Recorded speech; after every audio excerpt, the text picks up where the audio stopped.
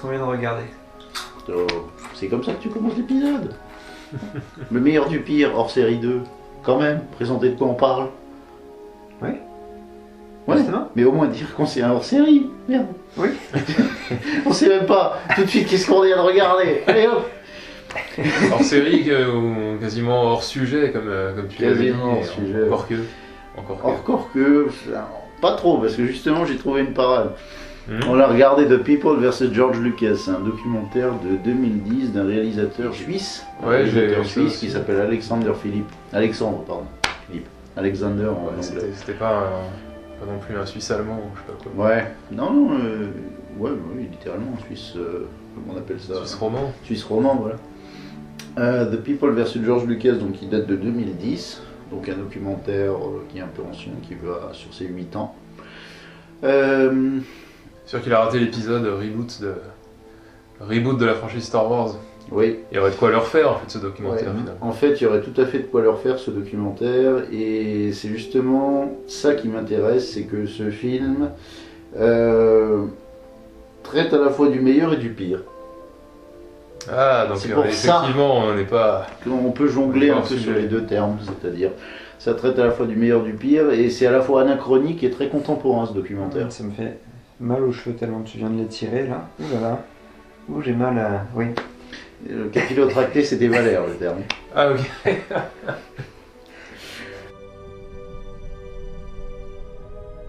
I owe George a lot.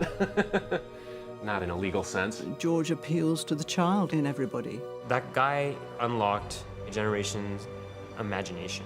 I don't really get that, man. I imagine George in a crystal castle drinking margaritas, lying on a bed made of people. A lot of people view George Lucas as the Antichrist. Pourquoi le documentaire s'appelle The People vs George Lucas, Valère? Parce qu'une une question assez centrale au documentaire, c'est à qui appartient l'œuvre entre son créateur et ses récepteurs. Est-ce que Star Wars appartient toujours à George Lucas ou bien à l'immensité de son public et la communauté des fans, qui d'ailleurs sont deux choses bien différentes, mais enfin. C'est vrai. Mais est-ce que pour autant le titre est un peu polémique, parce que quand tu lis The People vs George Lucas, c'est une formulation qui est spécifiquement choisie sur le mode juridique, comme un cas porté au tribunal. Ah oui, oui. Du genre X versus Y. Donc Ça c'est fait- forcément voulu comme polémique. Mais C'est en vrai que tant beaucoup des gens qu'on voyait interviewer, les entendre, on avait envie de leur dire j'espère que vous avez porté plainte contre George Lucas, parce qu'il y avait de quoi là. Ouais, mais en même temps, est-ce que tu trouvais qu'il était tellement polémique que ça à longueur de temps, ce documentaire? Moi, il me semble que 50% du film, le début du film, c'est un hommage à Lucas. Il passe 50% du film avant de commencer le bashing à dire que Lucas a et changé. d'ailleurs, ça se termine aussi de nouveau sur un hommage. Ouais. Ça se termine même sur, je l'ai noté parce que c'est important, la dernière phrase qu'on entend avant la chanson, c'est We love you, George. We love you, George. Yeah, we love you. Yeah. It's like, yeah, that's where it all comes out. It's like, we love you. We love you, Uncle George. C'est le dernier truc qu'on entend, prononcé dans un entretien par des personnes interviewées avant d'avoir la dernière musique qui clôture le documentaire. Donc ça a beau être représenté sur le mode polémique, ça ne représente que 50% du documentaire, la polémique. 50 autres pourcents, c'est l'hommage à ce que ce gars a créé. Et puis c'est vrai que globalement le ton du documentaire est très peu polémique dans la mesure où toutes les personnes interviewées sont du même bord finalement. C'est tous des fans qui s'entendent au fond sur ce qui... Oui, c'est vrai. Ils considèrent tous que leur enfance a été violée, etc.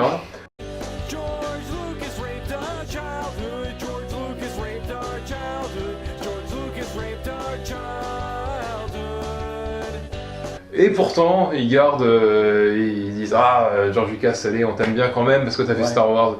Tout le monde s'entend, que ce soit pour C'est vrai que c'est assez... du début à la fin. C'est assez...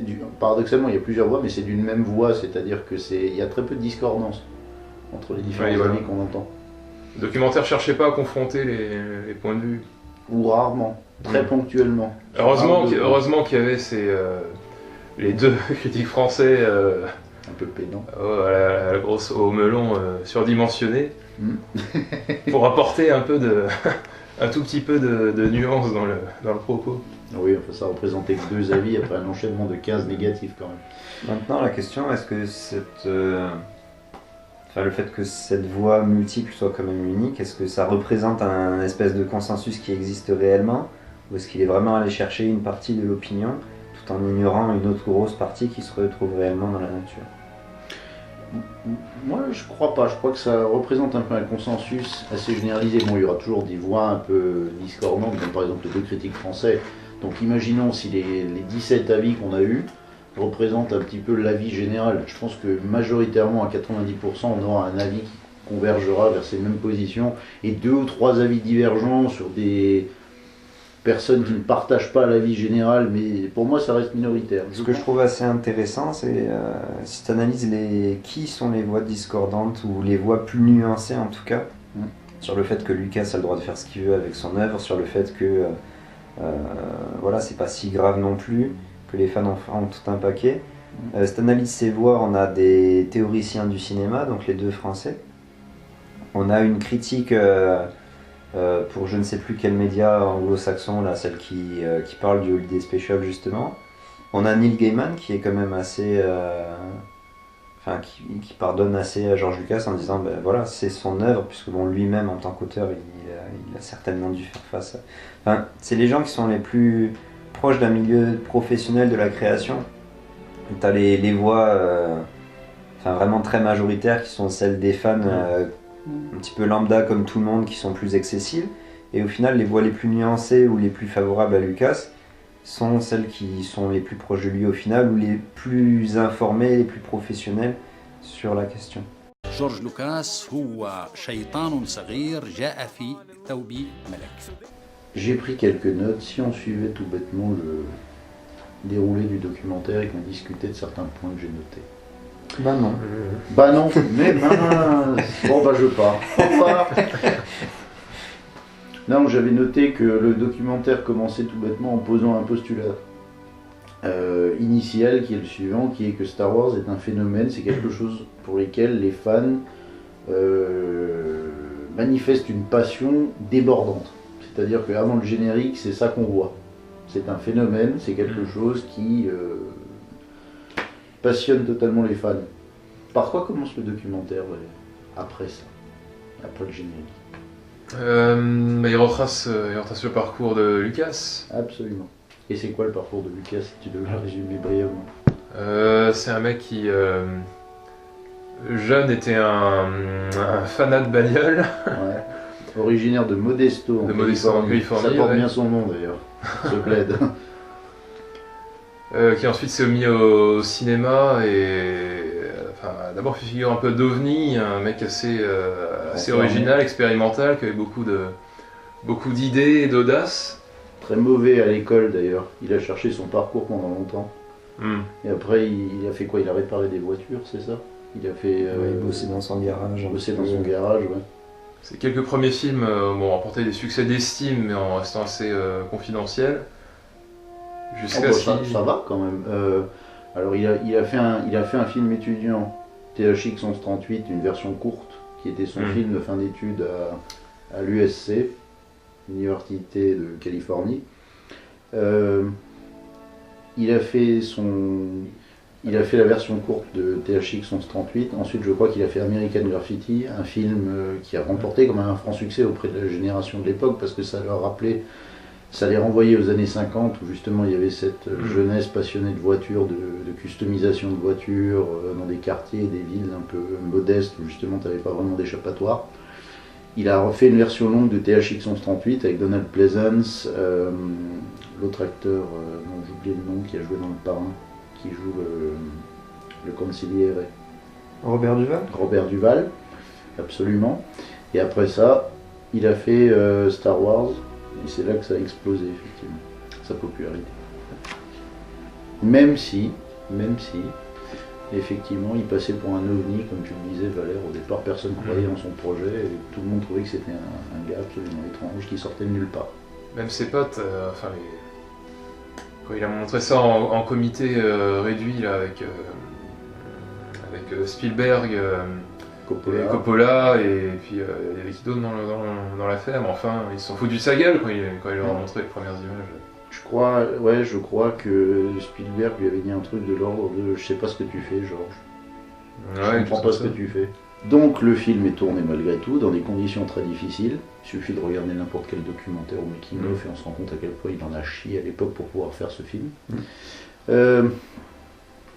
Donc on passe à la sortie du film en mai 77 du doute au choc absolu parce que c'est un succès phénoménal. Du jour au lendemain, ça devient un blockbuster. Certains disent le premier blockbuster au sens moderne du terme. Après ça s'argumente. Star Wars, a billion years in the making, and it's coming to your galaxy this summer.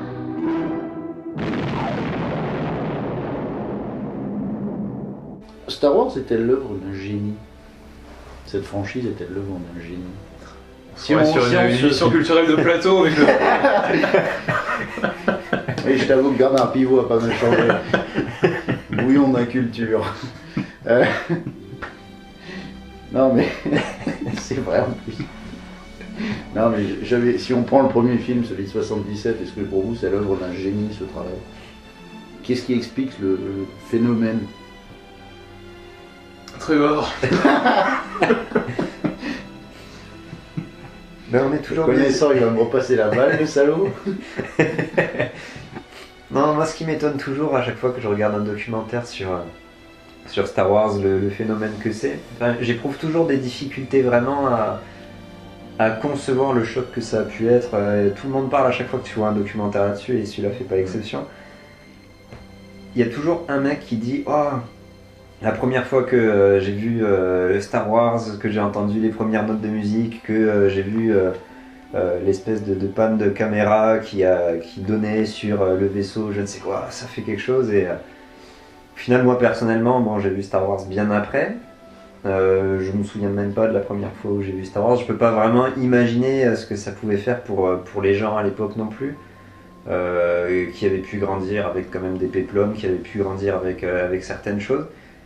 Alors j'ai du mal vraiment à concevoir et je peux uniquement me référer à ce qui est dit et je peux pas vraiment... Oui, j'arrive pas à avoir cette empathie pour l'excitation qu'il y a pu avoir sur le fait que ce soit quelque chose qui ait complètement changé la donne, qui ait marqué une espèce de rupture dans l'histoire du cinéma ou de la pop culture. Mais je pense que le fait qu'il y ait eu une énorme explosion, qu'il y ait de la musique, en plus celle de John Williams derrière, suivi d'effets spéciaux qui, bon, nous on est un peu blasés, mais je pense que a priori... Ils ont eu des Oscars, ils ont eu un Oscar spécial même, enfin une espèce d'Oscar hors série pour les effets spéciaux. Ils avaient fait venir, je me souviens pas, mais j'ai vu pendant, là, c'est ça. pendant la cérémonie des Academy Awards, ils avaient fait présenter un Oscar par C3PO et R2D2 qui étaient venus. Tu veux dire Kenny Baker et Anthony Daniels? Ouais, ils étaient venus en costume, tu sais, quand t'as les. Avec un E-pop pour C3PO. Quand t'as les présentateurs dans ces cérémonies, tu sais, ils viennent toujours par deux pour lire un petit texte d'introduction, annoncer les nominés. Et donc là, il y avait C3PO et R2D2. Donc du coup, ouais, pour en revenir à ta question, parce que ça fait une bonne transition, est-ce que c'est l'œuvre d'un génie? Ben, on a quand même, en occultant complètement Lucas, on a John Williams, on a ces gens-là qui ont fait les effets spéciaux, on a... Alors un génie, ce serait pas au singulier, alors certainement il y a une vision derrière aussi, mais il y a énormément de personnes de qualité qui ont contribué à ça, et finalement, les Oscars sont pas... Enfin, les Oscars, je dis les Oscars, mais les récompenses, ou ce qui a pu le plus enchanter l'espèce de masse de fans qu'il y a pu avoir, c'est peut-être pas tant non plus les éléments qui ont eu trait au scénario, surtout pour le premier, que à la musique, aux effets spéciaux, aux lumières, au dessin. C'est ça le petit problème, c'est justement que Lucas a en quelque sorte trusté pas la responsabilité du succès de Star Wars, mais en gros on n'arrête pas de le créditer lui pour la réussite de ses films, et on oublie très souvent tout le travail qui a été mis derrière, y compris dans les plus récents films, mais bon on en parlera tout à l'heure. Voilà, non seulement, c'est difficile de dire que c'est l'œuvre d'un génie, non seulement parce que Lucas est loin d'être le seul responsable de la qualité intrinsèque du phénomène qu'ont été les films, mais aussi parce que c'est très circonstancié déjà, il y a eu un coup de chance, circonstances parfaites pour... Oui, le fameux débat traditionnel qui dit qu'une œuvre d'art a toujours besoin d'un certain timing pour être appréciée à sa juste valeur, voilà. quoi. Et puis aussi, est-ce que c'est un génie? Étymologiquement, le génie, c'est le mec qui fait germer quelque chose à partir de rien, qui engendre quelque chose de complètement nouveau. Alors que Lucas a juste Star Wars, recyclé des éléments c'est remarquablement Kurosawa, des vieux serials dont on parlait tout à l'heure, à la Flash Gordon. Non seulement dans la culture cinématographique proche chronologiquement, mais aussi même les mythes antiques. Oui, les vieux thèmes, oui, qui sont recyclés, oui, totalement. Je pense que c'est ça qui a aussi contribué à ce que Lucas a produit dans son film, c'est-à-dire il a repris des thèmes qui nous parlent à tous depuis un moment, quoi, le fait qu'on lutte héroïquement contre la tyrannie, le fait que, je sais pas moi, qu'est-ce qu'il y avait d'autre comme thème, la famille, tu vois, ce genre de ficelle un peu, et des tragédies liées à la famille, le père qui est opposé au fils, un peu des tragédies grecques, quoi. Ouais, c'est les Atrides le truc. Ouais, exactement. Donc voilà. Oui, en gros, de ce point de vue-là, on peut pas considérer Lucas comme un génie parce qu'en fait, c'est un bon recycleur et c'est un bon accapareur.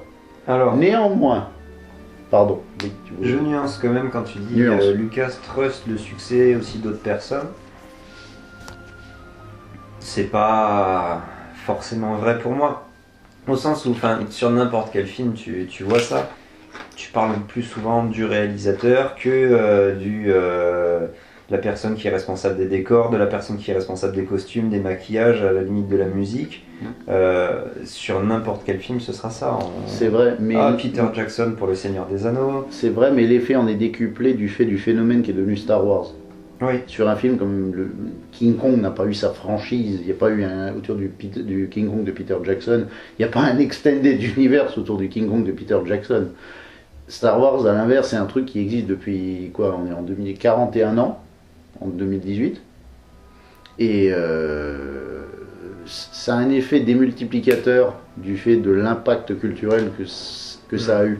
Et de ce fait-là, tous les défauts et toutes les qualités et tous les défauts qu'on peut attribuer à Lucas en sont forcément déformés au point d'être caricaturés à certains moments. Et puis c'est vrai que comme c'était dit constamment par les fans dans le documentaire, Star Wars c'est plus qu'un film, c'est un univers, c'est un lore. Et ça, indépendamment du travail qu'ont fait John Williams ou les décorateurs ou les illustrateurs, etc., tout ça, c'est quelque chose qui tient à l'imaginaire d'un seul homme qui est Lucas. Il peut décider n'importe quoi et ça fera partie du canon. Donc sans ça, il est entièrement responsable de l'univers Star Wars, sinon des films en eux-mêmes. Tu as tout à fait raison et ça fait une superbe transition avec ce que j'allais dire. Parce que ce qui suit immédiatement dans le documentaire, c'est l'illustration de la richesse du lore et de l'univers, dans le sens où les fans se sont empressés de faire des fan-films après, où justement ils ancraient leurs histoires dans cet univers-là, ils recréaient des séquences du film, ils voulaient impérativement créer de nouvelles histoires autour des personnages qu'on admirait, qu'on aimait tant, et donc il y a en quelque sorte, ça a généré un univers parallèle qui est celui des fan-films dans l'univers de Star Wars. Ça montre à la fois la passion des fans, l'amour des fans pour cette franchise, et aussi l'inspiration qu'a suscité Lucas à travers ses propres productions. Et c'est en ça que Lucas est aussi un génie. Alors, peut-être pas le génie créatif, je ne sais pas. Mais en termes de merchandising, le fait qu'il ait sorti tous ses produits dérivés, à ma connaissance, c'est la première fois que c'est arrivé pour un film. He's like the evil genius of marketing. Return of the Jedi was the beginning of merchandising, and then the whole thing became super commercial from then onwards. He's just throwing stuff out and we're going, more, come on George, more. I'm a bit disappointed. J'irais même au-delà, c'est-à-dire que je me crois me souvenir que quand il a négocié le contrat avec la 20th Century Fox, qui produisait à l'époque Star Wars, enfin qui distribuait Star Wars, parce qu'il ne voulait surtout pas que la 20th Century Fox produise, en fait. Il a foutu son pognon, enfin, il a obtenu de la 20th Century Fox la distribution. La 20th Century Fox a mis un budget d'environ 10 millions dans la production du premier Star Wars, mais il voulait garder le contrôle sur le processus de production du film, de production, pas produire dans le sens financé, production dans le sens filmé, tournage. Et je crois me souvenir que quand il a négocié le contrat de sa rémunération propre en termes de réalisation, il avait bien spécifiquement stipulé dans le contrat qu'il ne voulait pas une part plus grande des bénéfices, par contre il voulait une énorme part du merchandising et des produits dérivés.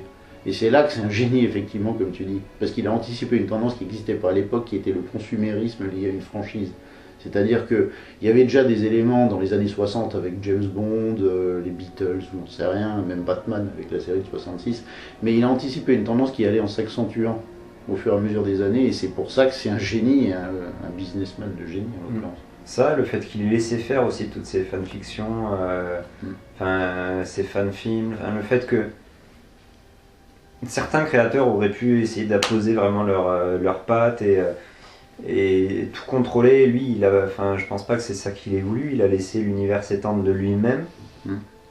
Si tu prends ce que fait une J.K. Rowling pour Harry Potter par exemple, où elle est constamment en train d'ajouter elle-même des nouveaux éléments sur son site Pottermore. Elle balance souvent des nouveaux textes, des nouveaux éléments, la backstory de tel ou tel personnage. Alors bon, il y a le 8e Harry Potter, là, la pièce de théâtre dont elle a supervisé l'écriture mais qui n'a pas été écrite par elle. Mais sinon, la plupart des autres choses sont écrites par elle, c'est des éléments qu'elle donne elle-même. Lucas a énormément délégué de ce côté-là et a laissé la chose prendre de l'ampleur sans lui.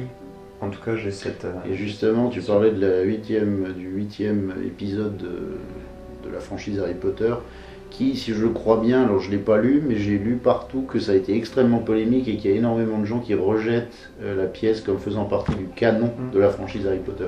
Et on va faire la transition à merveille vers des aspects plus polémiques parce que c'est à partir de là qu'on déchante. Parce qu'on commence à parler des nouvelles éditions des films originaux de Star Wars, donc de 77, 80, 81, avec les éditions successives, les Special Editions comme ils disent en anglais. En l'occurrence, les Special Editions ont été sortis en 97 en VHS. Et à l'époque, Lucas avait dépensé, rien que sur Un Nouvel Espoir, l'équivalent du budget d'Un Nouvel Espoir. C'est-à-dire qu'Un Nouvel Espoir avait coûté 10 millions de dollars à l'époque, hors inflation, etc. À l'époque, en 97, enfin un peu avant, il a dépensé 10 millions de dollars pour les modifications dans le film. Les effets visuels et tout ça, ça a coûté 10 millions de dollars. If he wants to fix something, go back and redo Howard the Duck. Donc oui, Lucas a procédé à un certain nombre de changements sur les épisodes originels de sa franchise en 97. Alors, avec plus ou moins d'intensité selon l'épisode, ceux qui ont le plus souffert, c'est le 4 et le 6 en fait. Parce que le 5, il reste relativement inchangé. Il n'y a pas vraiment d'ajout. Moi, j'en ai aucun qui me vient à l'esprit comme ça. Moi, j'en ai un. Mais c'est pas un ajout visuel, c'est un ajout sonore et c'est une trahison totale du personnage. C'est la scène finale où Vador révèle à Luke qu'il est son père. Luke se jette, se sacrifie, refuse de rejoindre Vador, tombe, préfère se suicider. Il tombe dans le puits, il atterrit dans un couloir. Lucas a mis un effet sonore, c'est le fameux No de Dark Vador dans l'épisode 3. Luke tombe donc de l'endroit où il s'accrochait et il crie « Non !» Ah bon ?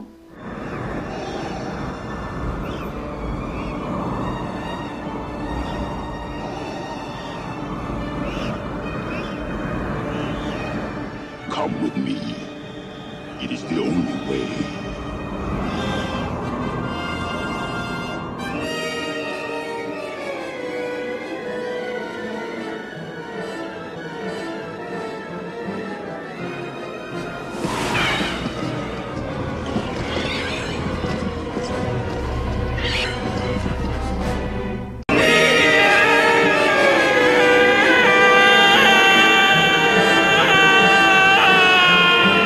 Attends, c'est pas dans le 6 qu'il y a un no de Vador ajouté au moment où... C'est un ajout ultérieur.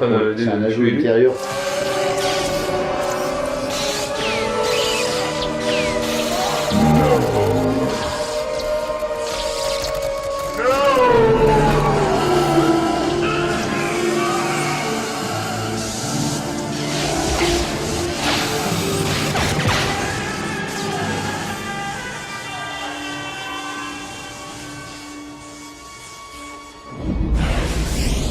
C'est pire que de la stratification archéologique, parce que tu peux faire une stratification des changements de Lucas d'une édition à l'autre. Alors, il fait des ajouts, les ajouts à la sortie suivante, il les retire, mais il en ajoute d'autres des ajouts, et les ajouts qu'il a ajoutés, il les retire, et puis il rajoute des ajouts qu'il avait renlevés. C'est une horreur, absolument horrible, les Special Editions. Mais cet élément-là est très intéressant, parce que dans l'épisode 5, ça prouve qu'il comprend rien à son personnage. Si le personnage tombe en criant non, alors qu'il se suicidait, c'était justement c'était un sacrifice volontaire. Pourquoi il tombe en criant non? Le silence est meilleur dans cette scène. Tu arrives à légitimer, Valère, le fait qu'il tombe en faisant non? Déjà, j'ai toujours été assez déconcerté par le fait que tous les fans s'accordent sur le fait que Luke se suicide quand il saute du truc.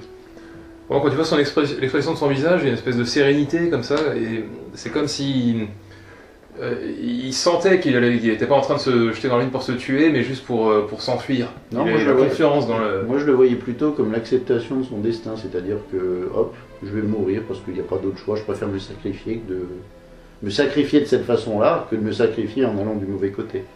Ah, moi je l'ai toujours vu comme Valère pour le coup. Ah bon?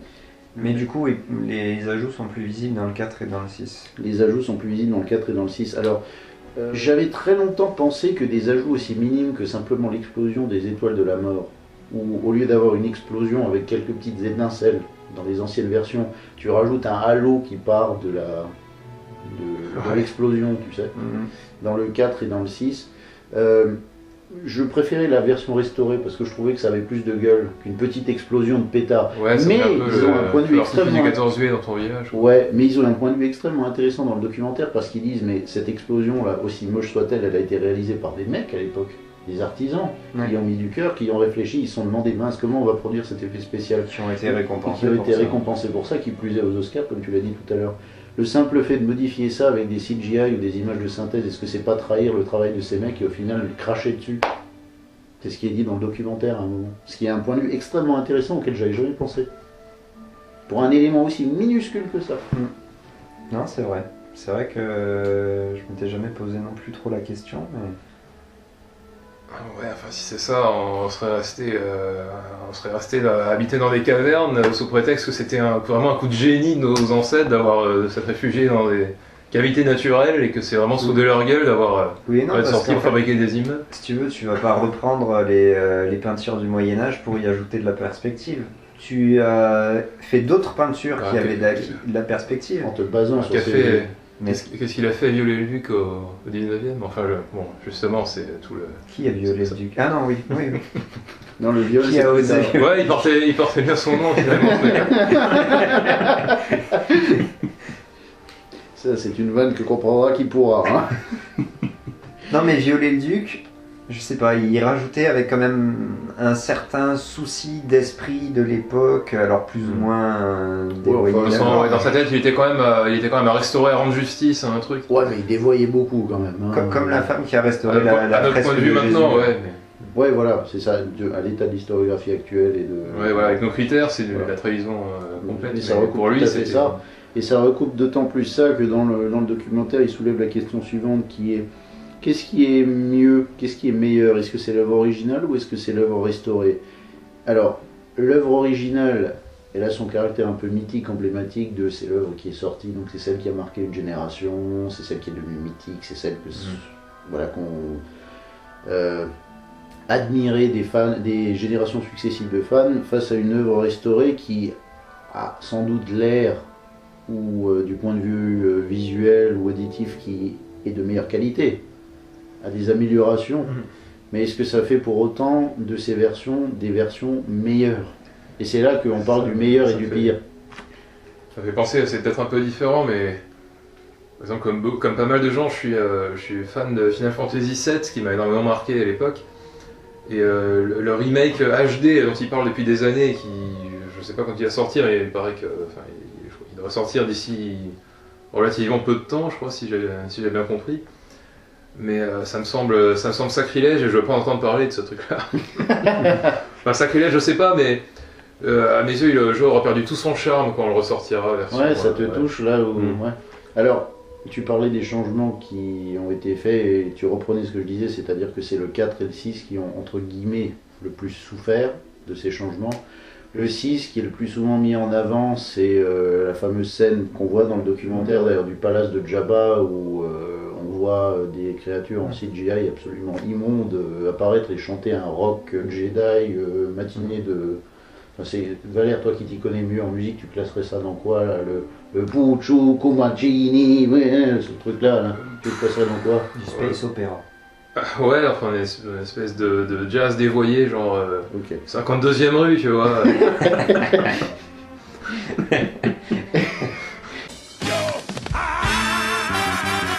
Et dans l'épisode 4, ce qui a le plus choqué les fans est un événement absolument mineur qui n'a aucun impact sur la narration. Globalement, c'est une side story de Han Solo avant qu'il n'entre dans l'intrigue principale de l'épisode 4, qui est le fait qu'il descende Greedo. Ah, il y a ça et Jabba aussi, deux choses.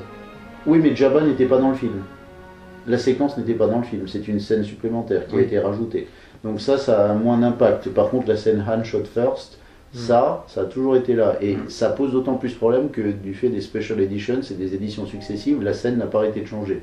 Dans la version originelle, il n'y avait pas de questions à poser. D'ailleurs, on voyait même pas de tir de blaster. On voyait juste un plan de Han qui dit I bet you have. Et le plan suivant, tu voyais Greedo qui explosait en gros. Et le plan suivant, c'était Greedo qui tombait sur la table. Donc il avait tiré en premier, Greedo était descendu, il n'avait même pas le temps de tirer. Et du fait des éditions successives, Lucas a modifié ça de telle sorte que, alors un coup, Greedo tire en premier et Han ensuite pour pas le faire trop vaurien, quoi, trop mauvais. Han serait le gars qui abattrait de sang-froid un type sans qu'il lui donnait une chance de se battre. Une version ultérieure, encore les deux tirent à peu près en même temps, Greedo légèrement avant, pour essayer de calmer un peu les fans, et une version ultérieure, je crois, dans une version ultérieure, on voit même le coup de Han faire une translation vers la droite de manière abrupte, c'est-à-dire qu'ils ont déplacé la tête de Harrison Ford sur la droite avec l'ordi. Quel intérêt ça avait, quel sens ce truc? Aucun, c'est-à-dire que c'est la névrose de Lucas qui se dit ça peut pas être parfait, il faut absolument que je change ça. Alors après, pour moi, il y a plusieurs choses. Il y a le fait qu'il ait rajouté ces modifications. D'abord, lui, son excuse, c'était, si j'ai bien tout compris, pour atteindre la vision qu'il avait déjà à l'époque, qui n'était pas possible techniquement à l'époque, et maintenant qu'il en a les moyens, il le fait. Et manque de chance, la vision qu'avaient les gens, ils n'étaient pas dans la tête de Lucas. Ils ont vu ça, et au final on leur modifie la chose, et ils sont pas contents, alors qu'au final c'est juste la complétion de ce que voulait Lucas. Ça c'est la première chose.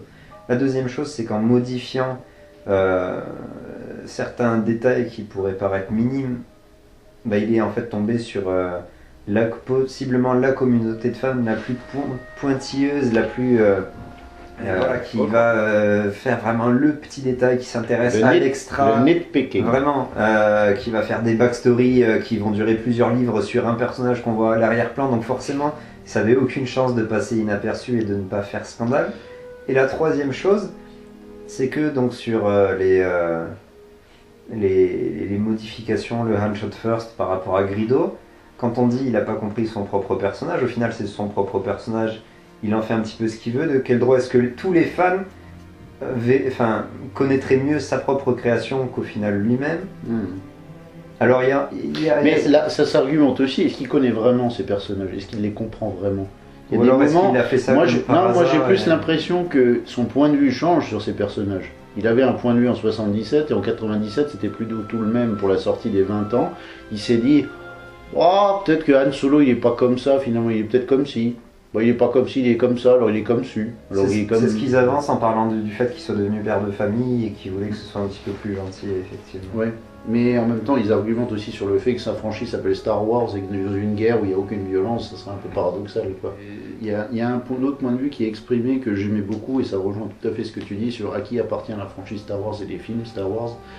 Il y a un fan à un moment qui avance un argument très juste. Imaginons que maintenant De Vinci bénéficie d'une machine temporelle et puisse se projeter chez nous 500 ans ou 600 ans plus tard.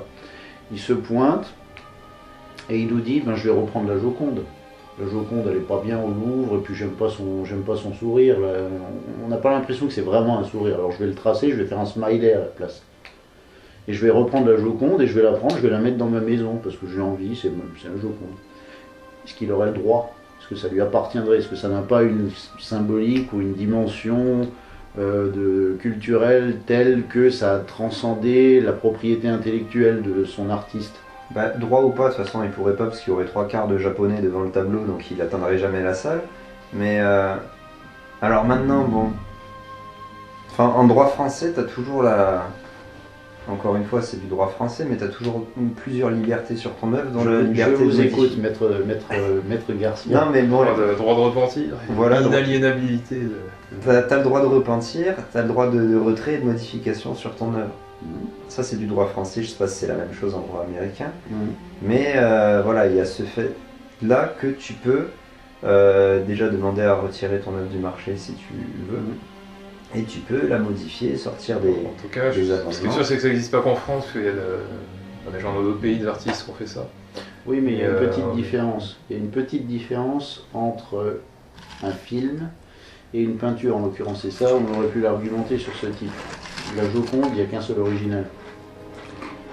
Star Wars, il y a aussi un original, mais plusieurs, pas copies, mais versions. Un film est destiné à être diffusé largement. Et pour être diffusé largement, si on fait abstraction des JPEG de la Joconde et autres, il y a les DVD, donc chacun peut posséder sa propre version.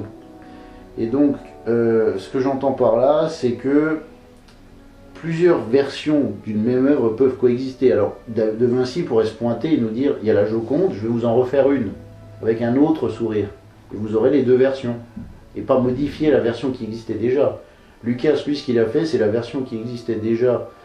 Elle existait, en tant que telle, elle était disponible dans des vieux coffrets, pas DVD justement, VHS, et il a décidé, je vais vous en faire une autre version VHS, et je vais diffuser uniquement celle-là, je vais vous en faire une version DVD, je vais vous en diffuser que celle-là, je vais vous en faire une seconde version DVD, je vais vous diffuser que celle-là, je vais vous en faire une version Blu-ray, je vais vous diffuser que celle-là.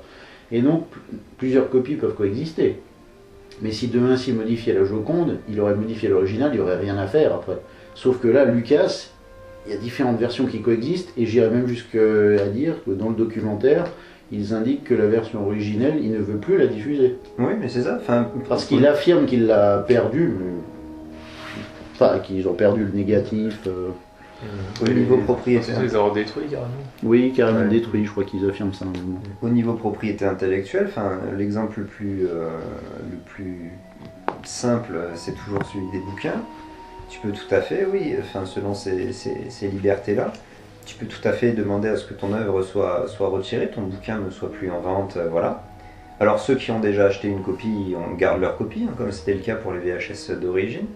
Maintenant tu modifies ton bouquin, et tu ne sors que celui-là, tu ne commercialises que celui-là, et c'est tout à fait légal, c'est tout à fait possible. Oui, c'est le coup des rééditions avec des ajouts édition augmentée ou autre, c'est-à-dire qu'on diffuse plus que l'édition augmentée, l'autre édition existe en version le terme m'échappe, d'occasion, donc tu peux encore te la procurer jusqu'à un certain stade, jusqu'à ce que du marché la version originelle disparaisse, mais effectivement c'est la version augmentée qui n'est plus que diffusée. Et cet argument est fait d'ailleurs, à un moment donné, tu as un espèce de panel de 4 personnes auxquelles ils reviennent souvent, tu as une fille à gauche qui... T'as un gars qui lui dit, ben voilà, effectivement c'est légal, et l'autre elle dit, oui mais c'est vraiment... it's a dick move, elle dit je crois... dick thing to do, et oui effectivement, c'est légal, c'est tout à fait possible. Est-ce que c'est moral ou c'était souhaitable par les fans? Et il y a le fait aussi que le film ait été préservé à la Bibliothèque nationale du Congrès. Alors ça, je sais pas si ça modifie des choses, mais bon, la Bibliothèque nationale qui sélectionne des films chaque année. En 1989, Star Wars a été inscrit, l'original de 77 a été inscrit au National Film Registry. Voilà, pour préservation. Alors, je crois que ce qu'ils disent, c'est pour des raisons... parce qu'il est, c'est quoi culturally, socially, technically significant. Enfin, il y a plusieurs adverbes comme ça. Alors, est-ce que le fait de changer cette version, ça... Mais justement, Lucas ayant à un moment donné de ce côté-là, c'est les fans qui ont pris le relais. C'est-à-dire que c'est absolument illégal, ils sortent leur propre version, des bootlegs, comme ils disent, disponibles en ligne, on peut télécharger. Mais c'est présenté par un intervenant ou une personne interviewée dans le documentaire comme étant illégal du point de vue du droit, mais moralement acceptable parce qu'ils font quelque chose que Lucas feint de ne pas vouloir faire ou est en faute de ne pas faire justement. C'est-à-dire qu'il refuse de sortir les versions originelles de Star Wars, il ne nous offre que les versions modifiées ou revues. Et d'ailleurs, sans vouloir faire de transition vers des éléments trop avancés, mais Disney continue à faire pareil. Il y a très souvent des questions qui émergent encore actuellement depuis que le rachat par Disney, mais ils refusent de sortir la version originale, alors qu'ils pourraient se faire un max de thunes en faisant ça. Tous les fans qui réclament ces versions originales se jetteraient sur ces copies et les achèteraient. Et pourtant, ils refusent de le faire. Alors, exemple extrême, ok? T'as... Trop extrême? Ouais. Je dois rester assis, c'est bon? Tu peux y aller. Ah, je peux y aller.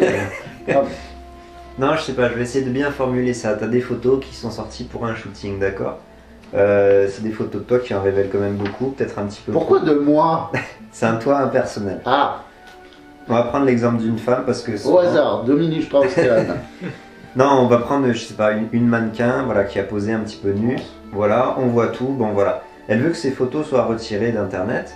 Et peut-être que même pour son shooting, elle va prendre les mêmes photos mais cacher certaines choses, tu vois.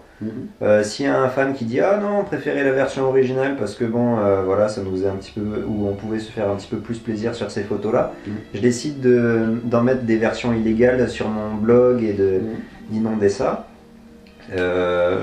Au final, je vois pas en quoi... Enfin, je vois en quoi c'est différent, mais on pourrait argumenter que c'est exactement la même chose pour le coup. Parce que tu as ce droit de retrait, de repentir. Mais rien ne disparaît jamais vraiment du web en même temps. Oui, ben... C'est pour ça que je pense pas que Lucas ait fait des procès contre ces gars-là pour autant. Mais si c'est sa volonté que ces versions-là disparaissent... Même du point de vue du droit, au bout d'un certain temps, tu rentres dans des terrains un peu glissants, parce que tu parlais de l'enregistrement de Star Wars, de National Film Registry, mais le fait qu'il justement il soit enregistré dans ce National Film Registry prouve que ça a transcendé la seule propriété intellectuelle de l'auteur pour passer dans un champ de ça appartient à tout le monde. Ah, ça nuance énormément les choses, c'est complètement du domaine public. Ouais. Voilà, donc là ça appartient au domaine public en dépit de la période de prescription du droit d'auteur et toutes ces conneries, d'autant que Lucas est encore vivant. Comment ça c'est conneries? Oui, c'est vrai, c'est vrai. Excuse-moi, c'est mon avis sur le droit. Voilà, il est conservateur de bibliothèque, à part ça, mais tout va bien. Ouais, Trevor a fait du droit à côté de ça. D'accord que c'est un bordel sans nom, mais voilà. Oui, j'ai toujours trouvé ça assez lourd, mais ça c'est mon point de vue. Non, je sais pas, c'est ce que je préfère dans le droit à la propriété intellectuelle. Ah, je croyais la lourdeur, j'ai eu peur, je me suis dit... I mean, how can he not feel bad to have people who love you and worship you as a god like turn against you as if you're some sort of fallen angel? You know, has he fulfilled his destiny or has he destroyed his legacy? I think when you get specialists who are absolute devotees, you're wide open to criticism. Les fans globalement de 83 au milieu des années 90 sont ceux qui ont gardé Star Wars vivant. C'est-à-dire que certes, il y avait des produits dérivés, l'univers étendu, des romans, des comics, mais globalement, Lucas n'a pas contribué à quoi que ce soit entre 83 et le milieu des années 90, quand il a commencé à bosser à la fois sur la prélogie et sur la restauration de la trilogie originelle. Donc il y avait un gap de 13 ans à peu près, où il n'y avait strictement rien, et où la franchise était considérée même comme morte par certains aspects. Alors certes, les gens qui ont produit ces histoires, ces comics, ces romans ont contribué aussi à entretenir la franchise et à la garder en vie, alors qu'elle aurait pu être une franchise totalement morte pendant ces 13 années. Mais ces mêmes artistes, écrivains, etc. sont eux-mêmes des fans. Donc en tant que tels, ce sont les fans qui pour moi ont entretenu la franchise Star Wars pendant ces 13 années. Et à mon humble avis, s'il n'y avait pas eu le merchandising autour, s'il n'y avait pas eu tous ces éléments à consommer pour les fans, et si les fans n'avaient pas participé et bouffé du gâteau dont Lucas leur offrait, la franchise serait morte et Lucas n'aurait pas pu faire sa prélogie, ou alors il l'aurait ressorti ex nihilo et ça aurait pu intéresser nécessairement grand monde. Et au milieu des années 90, ils ont dit qu'ils allaient faire une prélogie. D'où le sentiment des fans que Lucas était ingrat, c'est ça? On s'en a aussi peu compte de... Oui, c'est tout à fait ça, c'est-à-dire que, en quelque sorte, Lucas, le verbe anglais, je vais utiliser le verbe anglais parce que c'est vraiment le plus parlant, il n'y a pas d'équivalent en français, mais oui, était redevable, he owed them. Il leur devait d'avoir entretenu la franchise et d'avoir tenu la torche jusqu'à ce qu'il la repasse à Lucas au milieu des années 90. Et quelque part, les fans se sont, à mon avis, sentis effectivement trahis à cause de ça, c'est-à-dire que c'est eux qui ont... Ils n'ont pas contribué à la création d'éléments dans Star Wars, à part les artistes, les écrivains, etc. Mais c'est grâce à eux que la franchise était encore vivante dans les années 90 alors qu'elle était en état de mort cérébrale depuis 83 en termes d'œuvres majeures du canon de l'époque. Et je pense que ça explique quelque part le fait que les fans prennent ça aussi tellement à cœur, c'est parce que pour eux ça représentait quelque chose que eux-mêmes se sont appropriés à un moment où Lucas l'a mis de côté pendant un long moment, et après il est revenu sur le terrain en disant vous savez quoi, ce que vous avez entretenu pendant 10 ans, moi je vais cracher dessus. Pareil, il ne le dit pas comme ça, mais c'est un petit peu comme de dire à quelqu'un qui, c'est ça, à quelqu'un qui a vécu avec la version de 77 pendant de nombreuses années, vous savez, cette version-là que vous avez aimée quand vous êtes allé au cinéma en 77, quand vous avez découvert le film, elle n'est pas bonne, je vais vous montrer la bonne version, c'est la mienne. En gros, pour toi, il a abandonné ses jouets dans la cour de récréation, les gens l'ont trouvé derrière les petits soldats, ils ont commencé à jouer avec, puis il est revenu 3 heures après, il a dit bon non c'est à moi, il les a pris et il les a balancés à la poubelle. En gros, c'est une bonne analogie. Ça fait la transition parce que la prochaine étape du documentaire, en gros, il parle de la prélogie et de la hype qui entourait la production de l'épisode 1. Parce que tout le monde se dit c'est pas possible, enfin une prélogie, enfin de nouveaux épisodes. Tout le monde anticipait cette sortie, il y a des gens qui achetaient des billets de cinéma pour aller voir uniquement ce trailer et qui sortaient, notamment un gars très drôle qui nous a fait hurler de rire, le type qui sortait en joie du cinéma. Ouais. Juste pour une bande-annonce de 2 minutes. Juste pour une bande-annonce de 2 minutes, il a payé 10 $ son ticket, le gars. C'est con, 6 ans plus tard il y avait YouTube.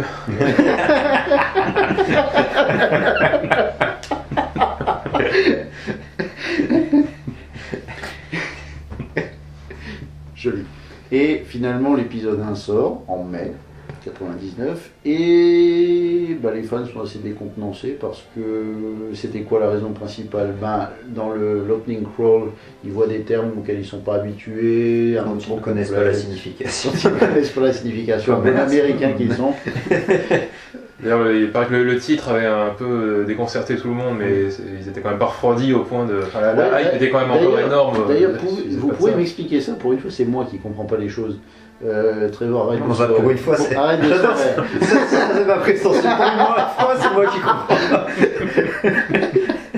C'est vrai. Non, j'ai jamais compris une chose sur l'épisode 1 qui est la suivante. Pourquoi le titre a tant décontenancé les fans? Qu'est-ce que le Phantom Menace a de bizarre à comprendre? Enfin, déjà, le terme de Phantom, nous ça ne choque pas parce qu'on a fantôme en français, mais le terme de Tra en anglais, je sais pas. En gros, tu reviens à ce que disait Trevor, c'est-à-dire qu'ils comprennent pas les mots qui ont sous les yeux. C'est pas qu'ils le comprennent pas, mais ça peut être. Le titre manquait d'une signification évidente. Oui, enfin en même temps, la menace fantôme, on voit pas la menace, elle est cachée. C'est bien, c'est ça que veut dire Phantom en anglais. Je sais pas. Ouais, après. C'est un terme assez rare, je pense déjà. Pourquoi ils s'imaginaient qu'il y avait Casper qui allait surgir dans Star Wars? Je sais pas. Non, justement, pour ça, il aurait fallu que ce soit Ghost. Oui. Mais Phantom, c'est peut-être un terme un peu qu'on n'entend pas souvent en anglais. Je sais pas. Mais pour reprendre ce que tu disais, Valère, mais sans la blague. Oh non, laisse la blague, elle était drôle. Non, mais pour reprendre un autre truc, heureusement qu'il n'y avait pas YouTube aussi à cette époque, sinon à la sortie de ce titre-là, 16 ans après le dernier film, imaginez un petit peu les théories, les vidéos qu'il aurait pu avoir juste sur ce titre. Ah, Phantom Menace, il va y avoir un truc, qu'est-ce que ça va être? Déjà, rien qu'à voir la hype sur ce que c'était les gens, mais qui étaient complètement dingues en sortant, qui disaient oh non, il n'y a aucune raison pour que ce soit pas un truc génial. Alors il y a un film, alors c'est vraiment la comédie typique américaine, un petit peu débile, mais bon, moi c'est un peu un plaisir coupable, je la trouve assez drôle à certains aspects. Je sais pas si vous avez vu ce film qui s'appelle Fanboys. Ça n'a pas fait énormément de bruit, c'est un truc qui date de 2009. Alors dedans il y a Kirsten Bell, oui. Il y a Kristen Bell, je crois. Ouais. Il y a Seth Rogen aussi qui joue 2 rôles, et il y a le gars qui joue aussi dans Les Animaux Fantastiques, l'espèce de sidekick un peu comic relief, voilà. Avec la moustache. Ouais. Alors, et bon, il y a d'autres gars, je saurais pas vous les replacer forcément. Fanboys, en fait, c'est l'histoire une bande de 4 potes, voilà, qui sont en 99 en fait, et donc il y en a un qui a un cancer, il reste plus beaucoup de temps à vivre, et ils décident d'aller faire typiquement la comédie road trip, donc ils prennent leur van, c'est vraiment des die-hard fans de Star Wars, quoi. Ils sont vraiment à fond. Si, je sais, ils se rendent pas au ranch pour aller voir le film avant que le mec meure, en fait. Mais en fait, ça s'est passé dans la vraie vie, en fait. Je t'interromps 30 secondes, Ouais. mais quand le réveil de la Force est sorti, il y a un gars qui était en phase terminale, il a fait la demande de voir l'épisode 7 en avant-première, avant d'ailleurs que les effets spéciaux soient totalement terminés, et on lui a accordé ça, et je crois un mois et demi avant, il a pu voir l'épisode 7 et il était mort d'ici à ce que le film sorte en salle. Mais ce film-là date de 2009 pour le coup, et ils se battent du coup contre des fans de Star Trek. Enfin bon, c'est une comédie stupide, mais bon, enfin voilà. Et je parle de ça parce que donc il y a tout le film, c'est ça, ils veulent aller voir ça, ils veulent se rendre au Skywalker Ranch, ils sont vraiment mais à fond dessus. Et tout ce truc. Et la dernière scène, en fait, donc tu les vois faire la queue devant le cinéma. Le mec est enfin mort, il a vu son film, mais bon, il en a rien dit aux autres. Et donc tu vois les survivants qui sont devant le cinéma, ils ont fait la queue pendant des jours. Et la dernière phrase du film, c'est un des gars qui se tourne vers un de ses potes et qui dit « Et les gars, au fait, qu'est-ce qu'on fait en fait si le film est nul ?» Et le film s'arrête là-dessus. Et t'as eu tout ce film où vraiment ils ont vécu toutes ces aventures pour ça. Et au final, ouais, qu'est-ce que c'est si le film est une déception. Est une déception. Et c'est sûr que ça en sera une dans ces cas-là. Bah oui. Et pour le coup, la déception des fans a été à la mesure des attentes qu'ils y avaient placées aussi. Enfin, si tu places pas autant d'attentes, si tu te dis pas il va être aussi génial. Enfin, s'ils ont été aussi déçus, je pense que la responsabilité leur incombe surtout à eux. Ah oui, ils se le sont fait 1 million de fois dans leur tête le film, donc ça pouvait être que... C'est ça. Ils se sont montés tellement le cerveau dans tous les sens. En anglais, ils appellent ça le headcanon. Chacun a son canon Star Wars dans sa tête. Oui, et ne peut que être déçu. Oui, voilà, et c'est... Alors, en partie là-dessus repose les griefs faits contre l'épisode 8, quoi. Alors c'est très intéressant parce que toi, tu as pris le présent, en fait, c'est-à-dire la création de fan theories, et tu l'as projeté en 99 en te demandant ce que seraient, on va dire, les fan theories s'il y avait eu l'internet, YouTube, enfin, au degré actuel. Et moi, je vais prendre l'inverse, je vais projeter 99 en 2017, c'est-à-dire que le schisme absolu qui s'est créé entre les fans inconditionnels qui ont adoré l'épisode 1 et ceux qui ont rejeté totalement ce film en se disant non, il ne fait pas partie du canon, c'est une horreur, c'est tout à fait ce qui s'est passé récemment avec l'épisode 8. C'est-à-dire que c'est pour ça que le documentaire, quoique daté de 8 ans, est encore très contemporain en dépit de l'anachronisme initial.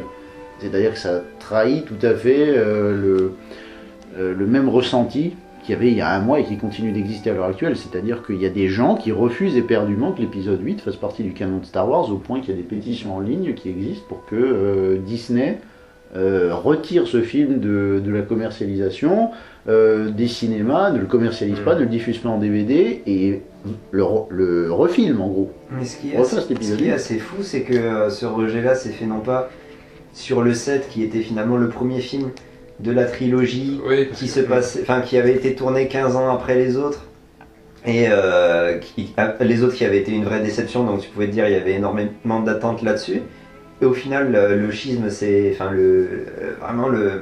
cette espèce de backlash s'est pas fait sur ce film-là. Ça s'est cristallisé sur le suivant. Mais voilà, parce que ce film-là a eu du succès, donc il a peut-être servi un petit peu de... C'est aussi que Abrams avait habilement évité ce risque-là en faisant un set assez consensuel qui rendait un hommage très appuyé. C'est-à-dire qu'en gros, c'était du fanboyisme premier sur la trilogie originelle, où il y avait tout pour satisfaire les fans de la trilogie originelle qui auraient été déçus par la prélogie. Ça avait valu son lot de critiques et de reproches aussi, mais ça n'avait pas clashé parmi les fans. Après la prélogie, qui a été une relative déception et quelque chose qui a antagonisé les fans, il n'y avait pas d'autre choix que de faire quelque chose de, ils disent toujours safe et marketable. C'est-à-dire quelque chose sur lequel tu peux faire du business et quelque chose qui permet de reposer les choses à plat de manière nette. Ensuite, tu peux prendre des risques dans le 8. Mais c'est bizarre parce que ceux qui ont...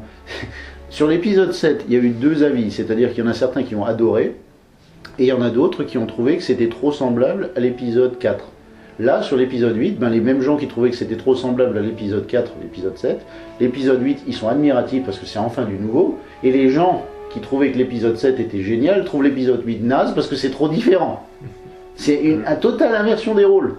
C'est formidable. Alors du coup, le 7 aurait, pour faire le parallèle entre la déception de la menace fantôme et la déception de la revanche des Sith, le film 7 et dans une certaine mesure un peu moindre, Rogue One aurait servi de trilogie originelle qui aurait permis de ramener les attentes plus haut après la déception de la prélogie.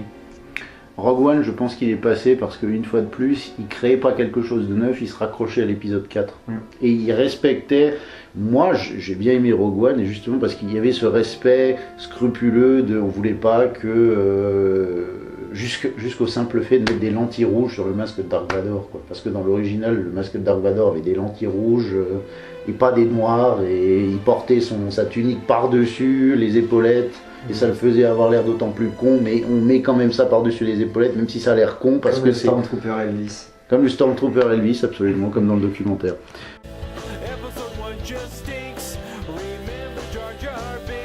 Star Wars is my story, just like my house is, my house.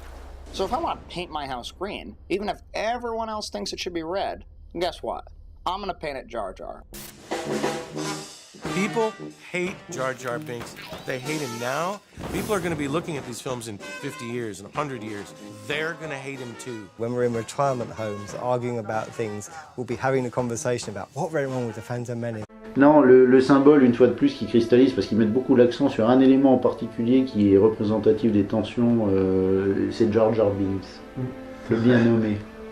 Valère, as-tu un problème? Toi qui es parmi nous trois, je pense, enfin, il y a peut-être un gradient, c'est-à-dire que moi je suis le plus opposé à la prélogie, toi c'était assez indifférent, et toi tu l'as assez défendu, la prélogie. Qu'est-ce que tu penses de Jar Jar Binks? Jar Jar Binks, c'est pas... Je suis en rien un fan de ce personnage, mais enfin il m'a jamais particulièrement dérangé. Je t'en fous, tu lui laisses être le sidekick, comic relief, un peu lourdingue du film, comme il y en a dans énormément d'autres films. Si tu y réfléchis un peu. Puis voilà, c'est pas comme s'ils en avaient fait le personnage principal, quoi. Sauf si on prend la théorie de Darth Jar Jar, hein, très bon. Ben écoute, ce que dit Lucas, Jar Jar is the key to all this. Voilà, je m'en fous un peu de Jar Jar Binks, quoi. Et j'ai toujours trouvé excessif ce déchaînement de... Moi, il y a un autre point que je trouve intéressant dans le documentaire qui a été mis en avant, c'est le processus générationnel. C'est-à-dire que les gens qui ont connu la trilogie originelle, qui sont un peu arc-boutés sur cette trilogie originelle et un peu opposés à tout changement qui n'entre pas dans le périmètre bien défini des films originels, s'arc-boutent littéralement contre le personnage de Jar Jar, mais la jeune génération adore. C'est-à-dire que tous les gosses qu'ils ont interviewés, à un moment ils interviewent des gosses dans le film, et ils demandent est-ce que t'aimes bien Jar Jar, il fait oh il est tellement drôle.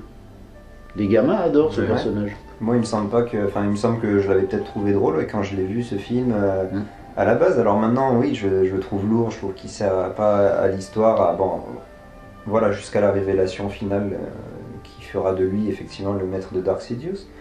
Et de Snoke et de... voilà. Mais sinon, au Darth Jar Jar lives. En l'état actuel des choses, au final, c'était effectivement assez intéressant, puisque la critique vient de ces espèces d'adultes un peu homme-enfant, plus ou moins assumés, qui ah là là, c'est pas assez bien, enfin c'est trop gamin, il y a cet humour un petit peu lourdingue et tout. Ça me rappelle un petit peu je sais pas, ces espèces de fans adolescentes à appareil dentaire des One Direction ou de Justin Bieber qui croient qu'en fait chaque chanson d'amour leur est adressée personnellement. Qui disent, on sent ton mépris jusque dans le ton de ta voix, vraiment, c'est beau là. Non mais ces fans de Star Wars sont là, non, le film est pour moi en fait, voilà, il doit me parler à moi, et voilà, il me parlait à moi en 77 parce que c'était de mon âge, mais maintenant voilà, il doit faire ce film pour nous et pas pour les gamins qui ont l'âge que j'avais en 77 et qui ont maintenant cet âge-là. Non, pour moi qui ai grandi, il doit être comme ça. Et c'est voilà, ce refus des fans de laisser aller les choses et de se dire ça fait partie de ma vie, effectivement ça a été super important pour moi et il doit continuer à envoyer des choses qui me plaisent à moi et ces gens-là le réalisent finalement même pas. Moi c'est même pas quelque chose qui m'avait traversé l'esprit jusqu'à voir ce documentaire, ce fait que peut-être effectivement ces films-là étaient faits pour parler aux gamins et pas pour parler aux mêmes personnes auxquelles ce film était destiné en 77 finalement. Et c'était un argument effectivement assez nouveau pour moi que les fans de 77 devaient peut-être passer un petit peu le bâton et que c'était des nouveaux fans qui avaient ce même âge-là en 99, qui ont maintenant cet âge-là en 2018. Et c'est effectivement quelque chose d'assez intéressant qu'abordait le documentaire. Et il y a une autre question qui est sous-jacente à ça, c'est Star Wars est-elle une franchise pour enfants? Est-ce que c'est pour les enfants, les films? La question est posée dans le documentaire. Ok, Bernard Pivot, le retour. J'ai vraiment l'impression d'interviewer Lucas en 81, quoi. Valère. Voilà, quel est votre avis sur cette question? Quelle question encore? Vous pouvez répéter la question? Star Wars est-elle une franchise pour les enfants? Puisque Lucas a de nombreuses... Il y a une interview notamment, alors je ne sais plus laquelle, dans une Star Wars Celebration, où Lucas est sur scène et il dit, presque stricto sensu, verbatim, je sais que je devrais pas dire des choses comme ça, mais globalement les films Star Wars, ils ont été tournés pour des gamins de 12 ans. You know, it's hard for people to realize, and I'm not supposed to say this, and I wasn't supposed to say it then, but, you know, it's a film for 12-year-olds.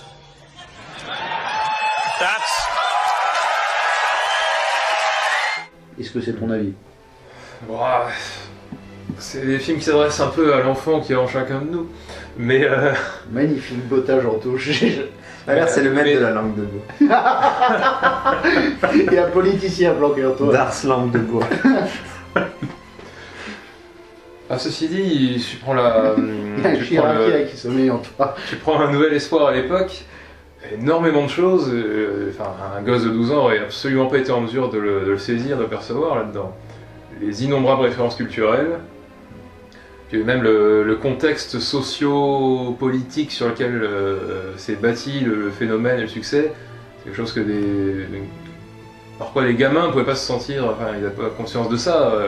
Oui, même si c'est ça le paradoxe, c'est-à-dire que ce contexte-là dont tu parles en 77 est quand même plus simple que le contexte qui est avancé dès l'opening crawl de l'épisode 1, où il est avancé la taxation des systèmes commerciaux, le Sénat galactique, etc. Où là, tu les perds dès les 3 premières secondes. Alors que dans l'épisode 4, ça commence par une bataille spatiale, les méchants tirent sur les gentils, donc voilà, ça se suit quand même. Après, c'est des méchants qui tiraient sur les gentils? D'accord, oui. Pour moi, c'est les gars véridiques qui tiraient sur les espèces d'ersatz rebelles et dissidents. Mais dans 5 minutes, il va nous dire qu'Alderaan était une fake news. Ils avaient des armes de destruction massive, d'accord. Alderaan was an inside job. C'est quelque chose... Moi, je considère... Ma réponse sur la question est la suivante.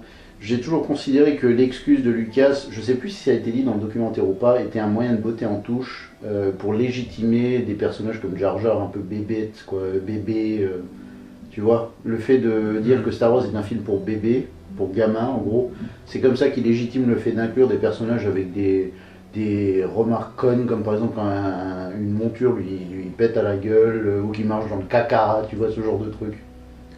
C'est comme ça que je l'ai trouvé son explication un peu puérile pour légitimer le fait qu'ils mettent ça dans Star Wars, alors qu'on avait plutôt l'habitude de thématiques qui dans la trilogie originelle, moi me parle beaucoup. Moi j'ai toujours trouvé ça, ça m'a toujours parlé, et c'est pour ça que j'aime beaucoup la trilogie originelle. C'est l'idée d'une rébellion où il y a très peu d'hommes qui luttent contre un empire qui est étendu à l'ensemble de la galaxie. Moi j'adore ça, l'idée des petits qui réussissent à s'opposer aux forts et qui parvient malgré tout à résister. C'est quelque chose qui m'inspire, c'est pour ça que j'ai adoré Rogue One, parce que c'est ça, c'est une équipe minuscule qui réussit à l'emporter face à une force massive. Ça m'a toujours parlé, moi. C'est pour ça que tu dois adorer la manière dont se termine le 8, parce qu'il reste quasiment plus rien de la résistance, et puis que 3 bonhommes dans le Faucon Millenium. Il y a 3 Pékins dans le Faucon Millenium, c'est pour ça que je l'ai adoré. Donc on est dans le même camp, moins il en reste, mieux c'est. Ça dépend de quoi tu parles. Non, moi j'ai un truc à rajouter là. En bonne à rien, je sais de quoi tu parles. Non, j'ai quelque chose à rajouter sur ce que vous disiez. Enfin, pour moi, un film... ce film-là, tu parlais du cadre qui avait des références culturelles et contexte social qui ne pouvaient pas parler aux gamins. Mais c'est aussi alors je vais utiliser le terme, le génie de ces films-là, de parler en même temps à plusieurs générations. Et je vais encore reprendre la comparaison avec Harry Potter, parce que en y réfléchissant vaguement, c'est la chose la plus proche actuellement de ce que pouvait être Star Wars à l'époque, c'est-à-dire quelque chose qui vraiment définit toute une génération, qui est au niveau culturel, qui est quand même assez remarquable, qui porte des valeurs quand même très fortes, qui a vraiment influencé énormément de choses, qui a aidé à construire toute cette génération-là et qui est actuellement en train de se développer avec les animaux fantastiques.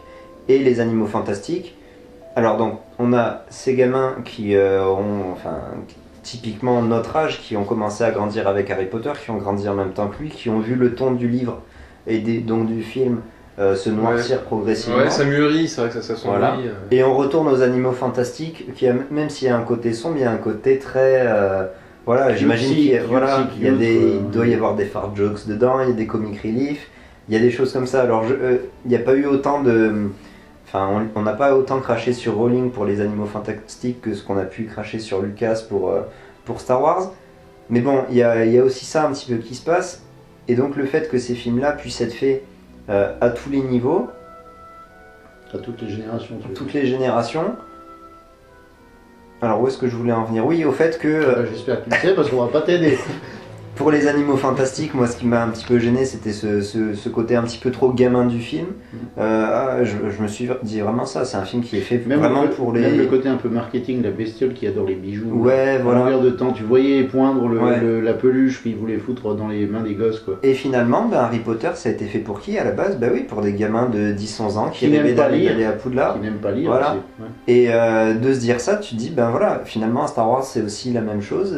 Il faut un Jar Jar pour ces gamins-là, parce que si le film a été fait pour eux, voilà, c'est normal qu'il y ait des Borg, c'est normal qu'il y ait des Ewoks, c'est normal qu'il y ait un Jar Jar. Mais avoue-le, Trevor, t'as commandé une figurine de Jar Jar Binks pour Noël 99, c'est bon. Avoue, on t'en voudra pas. Non, même pas. Mais autre élément emblématique, et c'est ça dont je voulais te parler tout à l'heure, mais je préfère une terre pour le garder pour ce moment-ci, le fameux No de Vador à la fin de l'épisode 3, quand il sort de la table d'opération. Oui, pourquoi est-ce que ça pose tant de problèmes aux fans selon toi.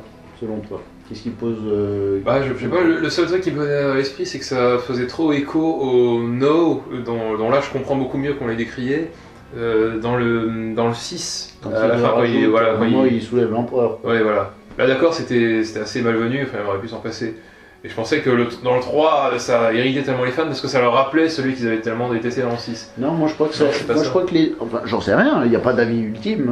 Moi je crois juste que les deux les irritent de manière absolument similaire, pour la seule raison qu'ils n'imaginent absolument pas Vador faire quelque chose de si... c'est en dessous de lui, si tu veux. Vador, c'est le personnage badass que tu imagines dans une armure, marcher droit, tu sais, il étrangle les mecs, à distance, il reste toujours stoïque. T'imagines pas Vador sortir d'une table d'opération comme ça, déambuler à la Frankenstein et hurler non comme un personnage un peu tragicomique. Tu l'as vu sous les traits d'Aiden Christensen pendant 2 films où il était exactement comme ça. Et même Jake Lloyd, donc, ça pas pour lui. Donc tu vois Aiden Big up Jake faire ça, mais là effectivement il est dans le costume de Dark Vador, mais il faut pas oublier qu'un quart d'heure avant c'était Christensen. Mais attends, c'est ça la différence. C'est-à-dire que là c'est plus... alors certes, Hayden Christensen, Anakin Skywalker était devenu Dark Vador à partir du moment où il s'était agenouillé devant Palpatine, etc. Mais là, il est dans le costume traditionnel qu'on voit depuis 77. Donc c'est vraiment l'icône de Star Wars qui est portée à l'écran. Je te donne un exemple qui est tiré totalement d'autre chose. Batman Forever. Oui, je l'ai bien tiré, cet exemple, tu vas voir. Joel Schumacher, à l'époque, avait donné comme directive express à Val Kilmer, qui jouait Batman, de ne jamais apparaître sur le plateau en bas de costume sans son masque.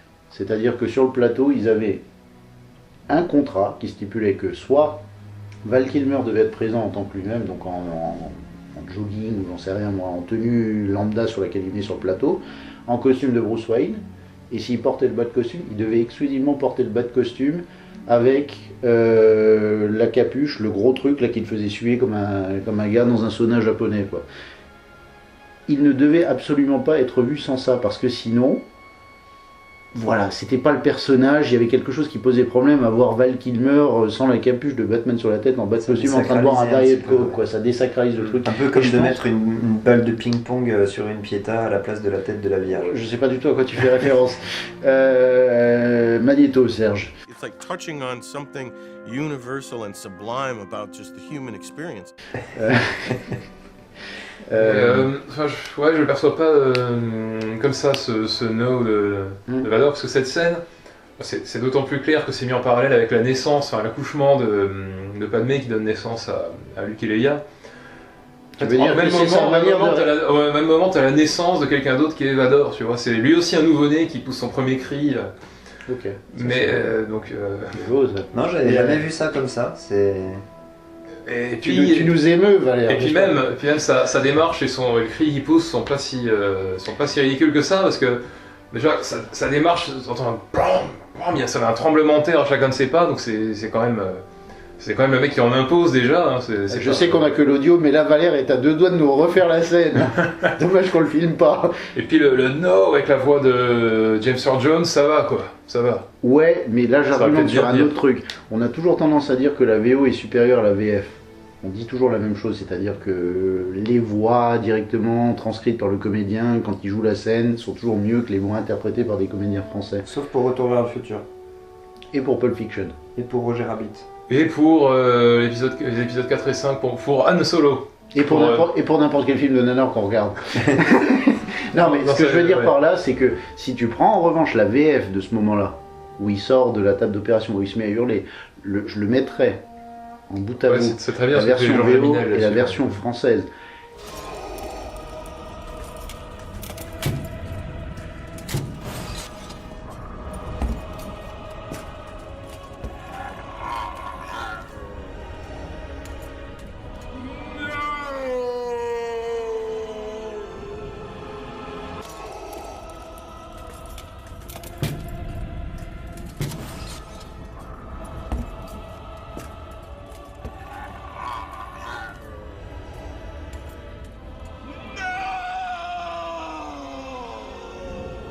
C'est splendide parce que c'est un nom déchirant. Tu vois sa douleur, ça sort de la gorge, tu l'entends hurler, mais un truc, c'est pas un no. Tu sais, à James Earl Jones, en gros, c'est James Earl Jones. T'imagines sa grosse glotte en train de valdinguer au fond de sa gorge, quoi, et son goitre se gonfler.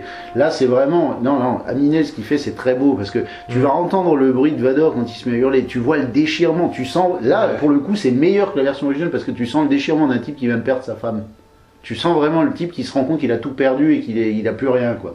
Tu le sens dans la version française. Et c'est vraiment un magnifique moment. Donc toi, il te gêne pas ce nom quand c'est en version française. Voilà, donc c'est pas sur le principe du nom, c'est sur l'exécution. C'est sur l'interprétation. Je pense que le nom passerait beaucoup mieux s'il était mieux interprété par James Earl Jones. Je le trouve un peu plat, le nom de James Earl Jones. C'est ce que disait le mec dans le documentaire, qu'il aurait voulu. C'est ce qu'il dit, un grognement et que du coup ça fasse mal fonctionner c'est des espèces de circuits, qu'il y ait des étincelles un petit peu qui volent et ce déchirement. Ça fait un effet Larsen.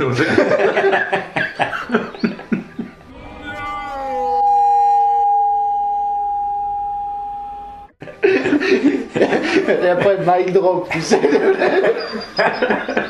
Le Vador.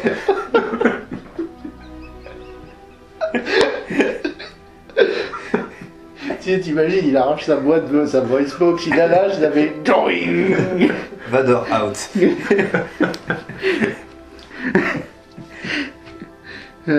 Donc voilà, nous avons passé ce point-là, et en gros, vu que une partie des fans considèrent que la prélogie endommage définitivement la saga Star Wars, ils ont décidé de s'attaquer eux-mêmes à la réparation de la franchise Star Wars, c'est-à-dire qu'ils font des fan edits, donc leur propre montage. Il y a notamment une version très connue, alors je l'ai jamais vue, c'est une version de 77 minutes dont ils disent dans le documentaire que ça s'appelle The Phantom Edit. Et on voit d'ailleurs le gars qui l'a réalisé. Et on entre là dans quelque chose qui est intéressant aussi, dont il parle dans le documentaire, qui est la culture participative. Le fait que les fans sont de plus en plus inclus dans le processus de production d'un film. À tel point que là, j'ai l'impression qu'actuellement, les fans se croient un peu tout permis au niveau de l'épisode 8, dans le sens où, ce que je disais tout à l'heure au niveau de la pétition, ou ce qu'on a déjà dit, toi et moi Trevor, au sujet de la pression que les fans exercent sur la production, sur ce que sont leurs attentes et ce à quoi la réalité doit se conformer vis-à-vis de leurs attentes.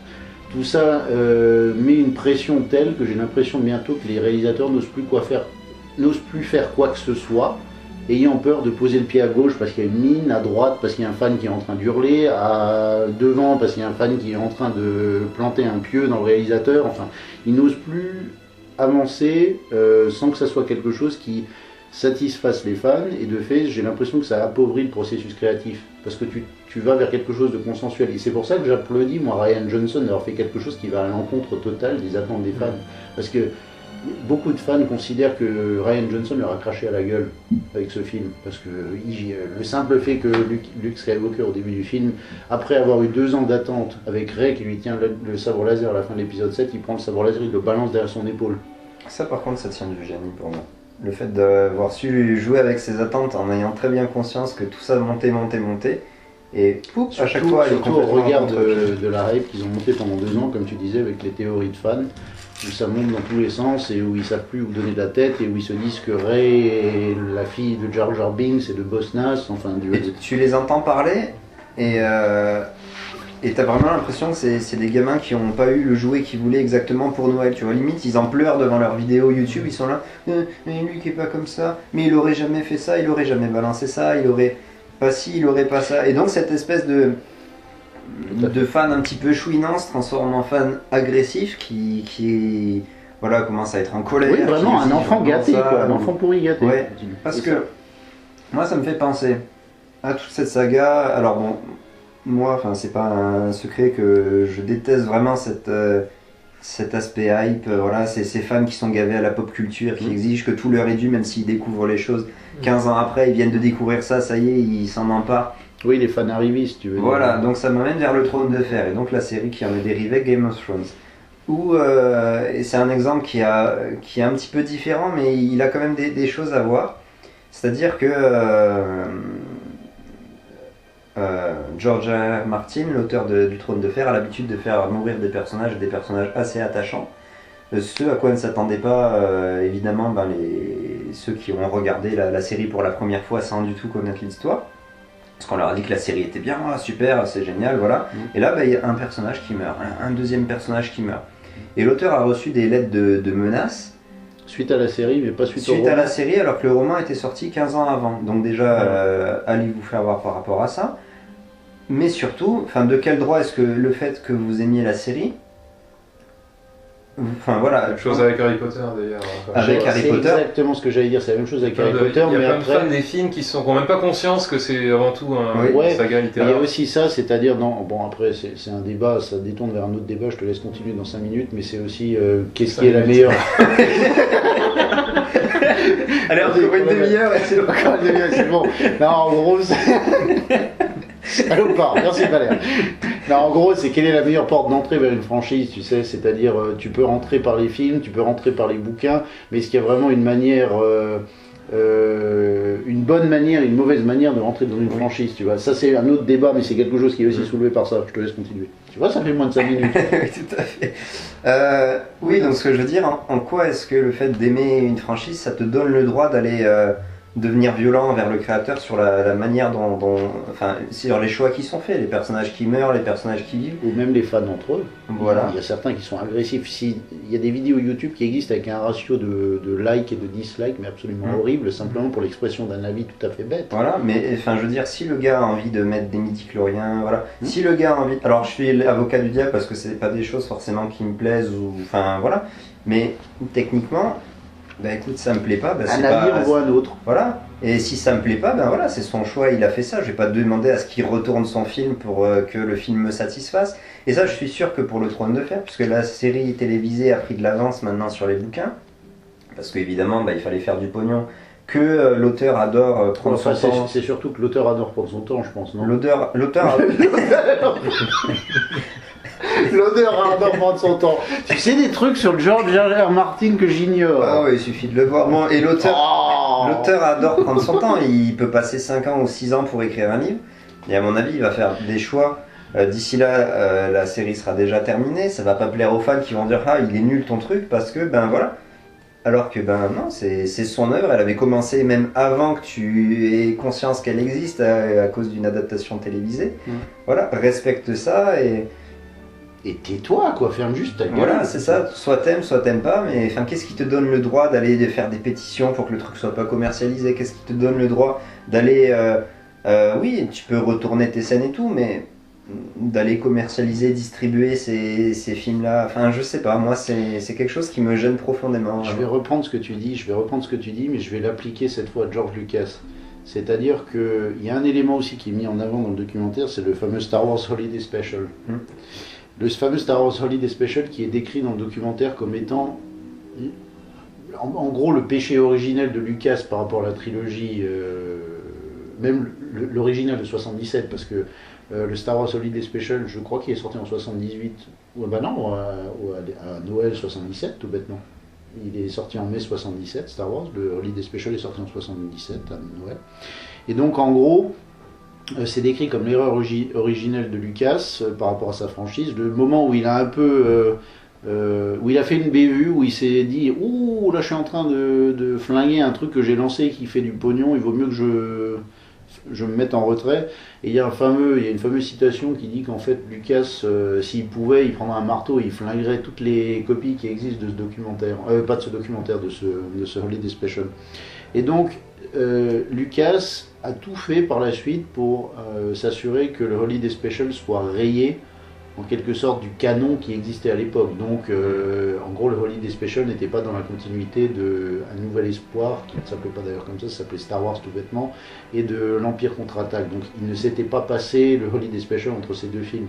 De quel droit Lucas, qui a lui-même produit ce truc, alors réalisé non, mais produit ce truc, poussé pour qu'il y ait un Holiday Special, peut-il dire maintenant ça n'existe pas, alors que lui-même l'a produit, a conduit ce truc.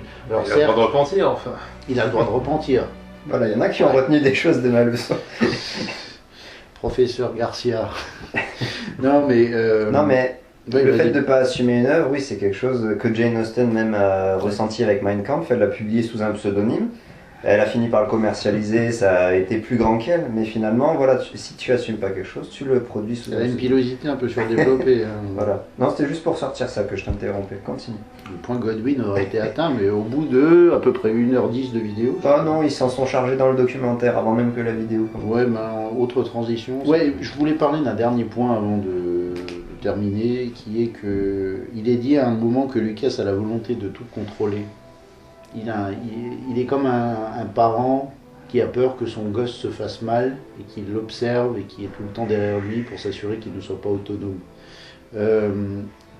Et de ce point de vue-là, Lucas est décrit, et il y a un parallèle intéressant qui est fait avec Vador, c'est-à-dire que Lucas commence comme un gars un peu idéaliste, venu de nulle part, et il se transforme progressivement en ce qu'il essayait de combattre, parce qu'il luttait pour avoir son indépendance à l'échelle d'Hollywood, par rapport au système des studios, et au final il se retrouve lui-même à la tête d'une corporation et d'un studio, Lucasfilm, donc il est devenu ce contre quoi il avait juré de combattre. Anakin Skywalker, Dark Vador et tout le tout. Donc au final, oui, Lucas est devenu, à l'heure actuelle, à mon sens, Lucas, bon, maintenant il est hors jeu, il est hors course, il est à la retraite, mais pendant cette période où il possédait encore Star Wars, même encore à l'époque de la prélogie jusqu'à 2012, il était plus businessman qu'il n'était réalisateur. Mais en gros, ce que je veux dire par là, c'est que Lucas, à l'heure actuelle, pense comme un businessman. Il pense comme un businessman, il a le pognon en tête, il a le merchandising en tête, et c'est là qu'on rentre aussi dans une thématique toute bête qui est que, à l'origine, les films Star Wars étaient des films, maintenant c'est une franchise, donc il y a le marketing qui est pensé derrière, presque en amont de la production des films, avec quoi on peut faire des jouets, qu'est-ce qu'on peut vendre, est-ce qu'on peut foutre la tête de Dark Vador sur un toaster, est-ce qu'on peut faire une friteuse étoile de la mort, est-ce que Jar Jar Binks peut être mis sur un savon, et donc il y a cette logique-là qui est que Lucas pense vraiment comme un businessman à partir d'un certain point, c'est-à-dire, moi je considère qu'on peut, enfin c'est mon point de vue, et c'est... enfin, beaucoup de monde pense ça aussi, donc je me suis plus approprié le point de vue de quelqu'un d'autre que je me le suis fait moi-même. Mais beaucoup considèrent que le côté merchandising est vraiment apparu avec le retour du Jedi, où ils commençaient à faire des figurines de tous les côtés pour tous les personnages, y compris secondaires. Le fait qu'ils aient mis les Ewoks à la fin de l'épisode 6, parce qu'ils considèrent que c'était bien pour les gamins, c'était cute, on pouvait faire des peluches. Et donc à partir de là, ça a développé tout l'univers étendu, et ça s'est développé encore avec la prélogie, où là ils ont pu faire des figurines de tous les personnages secondaires. Tant sur les Ewoks. Oui, enfin, tout ça pour dire que le merchandising remonte à mon avis à cette époque-là, et c'est là que c'est devenu un produit de consommation plus que ça n'était une série de films. On va terminer sur Lucas. La question qui est posée aussi, et qui était sous-jacente à l'ensemble de notre discussion, c'était: est-ce que Lucas est un bon ou un mauvais réalisateur? Est-ce qu'il fait partie des meilleurs réalisateurs ou des pires réalisateurs au final, Lucas? Réalisateur, attention, le terme est important, pas... Qu'est-ce qu'il a fait en dehors d'American Graffiti, THX 1138 et les Star Wars? Qu'est-ce qu'il a réalisé? Il a fait un film, pas récemment, mais vers 2010-2011 je crois, sur des pilotes afro-américains. Est-ce qu'on peut parler d'un... Red Tails. Ah, j'ai vu ce film. Red Tails, il paraît qu'il est très mauvais. Je me souviens plus. Il est très mauvais. Est-ce qu'on peut vraiment le qualifier de bon ou de mauvais réalisateur avec une carrière finalement aussi... Il n'a pas produit. Le truc, c'est que Lucas n'arrête pas de dire depuis qu'il a fini sa franchise Star Wars, enfin qu'il a bouclé la boucle des 6 épisodes en 2005, que maintenant que j'ai mis Star Wars de côté, je peux me consacrer à ces films-là. Il paraît qu'à tous ses amis, il a montré un paquet comme ça, énorme de scénarios qu'il avait en stock, ou de scripts qu'il avait en stock. Maintenant, je vais faire ces films-là. George has said many times to me and to many other people that Star Wars was a bit of a curse. He had a pile of scripts that he would show me, he would never let me read them. And he would say, these are the movies I'm going to make. None of those movies have been made. Il n'en a pas sorti un seul. Si on découvre que ces films, il les a sortis sous pseudo, et c'était Movie 43, Man of Steel, et puis Daredevil. Emoji Movie. Emoji Movie, peut-être que c'est un des meilleurs réalisateurs de tous les temps. Oui, surtout pour la Emoji Movie. Non, mais moi je m'appuie sur un argument tout bête qui est toujours avancé, c'est-à-dire que, oublions les préquels pour lesquels Lucas a été critiqué comme étant un mauvais réalisateur, et franchement il y a quand même de quoi dire sur le fait qu'il soit mauvais réalisateur, il y a certains plans qui sont pas terribles. On met ça de côté, on va sur la trilogie originelle. Lucas n'a pas dirigé l'Empire contre-attaque, c'est Irving Kershner qui l'a fait. Le film est reconnu comme le meilleur film de la franchise par la majorité des fans. L'épisode 6, c'est pas lui qui l'a tourné, c'est Richard Marquand, qui n'était jamais qu'un faire-valoir de Lucas. Lucas était sur le plateau pour lui dire un peu ce qu'il voulait, mais c'est Marquand qui exécutait. C'est pour ça que la qualité a baissé par rapport à aussi, je pense aussi, parce que c'était jamais que de... En gros, il a sous-traité le film, quoi. Tu vois, il a donné le boulot à un réalisateur, mais qui n'avait pas d'expérience avec les effets spéciaux, donc il s'est servi de lui, c'était sa marionnette, quoi. Vu qu'il voulait pas être à la réalisation, ça l'avait un peu trop... épuisé sur le 4. Il a fait le 4, il a réalisé le 4. La réalisation du 4 était un bordel sans nom. Il avait des problèmes techniques, il avait plus de financement à partir d'un certain point, la Fox voulait arrêter le tournage, ses acteurs essayaient de faire les guignols sur le plateau pour essayer de le dérider, donc il ne trouvait pas ça très sympa. Il avait des problèmes à un moment de santé, il a failli faire une crise cardiaque à un moment tellement il était stressé. Ouais. Il avait des problèmes techniques, les costumes n'étaient pas géniaux, voilà, toutes ces emmerdes. Et en dépit de ça, le film est reconnu comme une réussite, quelque chose de fantastique, de génial. Alors, il y a plusieurs arguments qui jouent contre ça. Le fait que ça soit la somme du travail de nombreux artistes, artisans, techniciens, compositeurs qui font... Mais ça, c'est pour tous les films, donc on peut directement balancer cet argument. Donc on peut balancer cet argument. Après... il y a un argument aussi que j'ai toujours beaucoup défendu, et c'est vrai, parce qu'il y a un documentaire qui s'appelle Empire of Dreams, qui fait à peu près 2h30, qui revient sur le making of en fait de la trilogie originelle. Et tu vois un moment, un rough cut de Lucas sur l'épisode 4. En gros, il avait un monteur, le monteur ne montait pas le film tel qu'il le voulait, donc il l'a jeté, et il revenait le week-end, Lucas, pour monter le film. Lucas montait donc le film, et ça plaisait pas, en gros, il y avait quelque chose qui lui plaisait pas. Donc il a engagé deux monteurs, deux hommes monteurs, je me rappelle plus quels sont leurs noms, et une femme aussi qui avait bossé, alors je sais plus si c'était avec Francis Ford Coppola ou Scorsese, mais il faudra que je vérifie. Ces trois personnes, notamment les deux hommes, ont reçu un Academy Award, un Oscar pour le montage, un des deux monteurs, je ne sais plus quel est son nom, a décrit de cette manière-là le montage de Lucas. C'était monté de manière très traditionnelle, avec des plans très larges, et après on allait dans les détails et on laisse les acteurs dicter le rythme des prises. It was cut in a very traditional manner of just playing things out in masters and then going into the coverage, and let the actors' rhythms dictate the cuts rather than having the cuts kind of drive the rhythm of the scenes. Imagine la scène tout bête avec Obi-Wan, Ben Kenobi au bar de Mos Eisley. En gros, la scène où le gars qui est un peu mal formé au niveau de la gueule embête Luke, il le jette contre la table, et en fait, le plan suivant, c'est Obi-Wan en plan américain assez espacé, il tranche le bras du gars, le gars recule hors du cadre. Plan suivant, tu vois Ben Kenobi un peu plus près, et il éteint son sabre laser. Le montage final de ces deux gars, qu'est-ce que c'est? Luke est emmerdé, le gars le chope en plan rapproché par le col, le jette, tu vois un plan éloigné, il atterrit dans la table, tu vois un plan rapproché sur Ben Kenobi qui enlève sa tunique et qui soulève son sabre laser, tu vois un plan sur le barman qui saute derrière le bar et qui fait « No weapons, no weapons !» Tu vois ensuite un plan de Ben Kenobi qui tranche un bras, tu vois un gros plan sur le bras qui est tranché avec le sang, et ensuite tu vois le plan de Ben Kenobi une fois de plus qui rabat son sabre laser. C'est le montage qui fait l'énergie du film, et pas le rythme des acteurs. Et ce simple exemple me prouve à moi que Lucas, alors c'est pas de la réalisation, c'est la post-production, c'est différent. Mais il y a quelque chose qui me fait qu'il a un amateurisme qui tend vers... Je m'appuie beaucoup sur les autres départements de production de mon film pour faire en sorte que le film soit de qualité. Il exploite en quelque sorte le travail des autres. Et bon, après, si tu rejoins... J'avais regardé le documentaire d'Amadeus, enfin le making of d'Amadeus, qui disait que, en gros, Miloš Forman, le réalisateur, disait que le réalisateur n'est jamais que le personnage le plus médiocre d'un film sur un plateau de cinéma, parce que lui, il doit être moyen et médiocre dans tous les domaines, alors qu'il s'appuie sur les compétences de gars qui sont fantastiques en montage, mais nuls dans tout le reste. Bah c'est comme tout chef, au final, quand on connaît toujours moins ce que tout est subordonné sur leur domaine de Absolument. Mais après, il y a quand même des réalisateurs qui, pour une raison qui m'échappe, sont reconnus comme des personnes, enfin pas qu'une raison qui m'échappe, mais ils font des films, et c'est à chaque fois des chefs, tous les Scorsese qui sortent, alors il y en a certains qui sont accueillis un peu moins, de manière un peu plus médiocre, genre Infiltré, le film avec DiCaprio et Nicholson, il est un peu moins apprécié. C'était une adaptation d'un chef-d'œuvre aussi, surtout. Ouais, Gangs of New York aussi, qui est assez, enfin je sais pas, moi j'aime bien Gangs of New York, j'ai rien contre. Kubrick aussi, ouais, enfin des gens. Tu vois, il y a des trucs qui sont plus ou moins appréciés, mais après tout le monde reconnaît que ces gens sont de bons réalisateurs. Lucas, je sais pas pourquoi, depuis que la prélogie est sortie, on se pose la question de savoir si ce gars-là est un bon réalisateur. Et il y a un argument qui est sorti d'une vidéo Red Letter Media dont je me rappellerai toujours et qui est très bonne, c'est que Mike Stoklassin à un moment dit la chose suivante.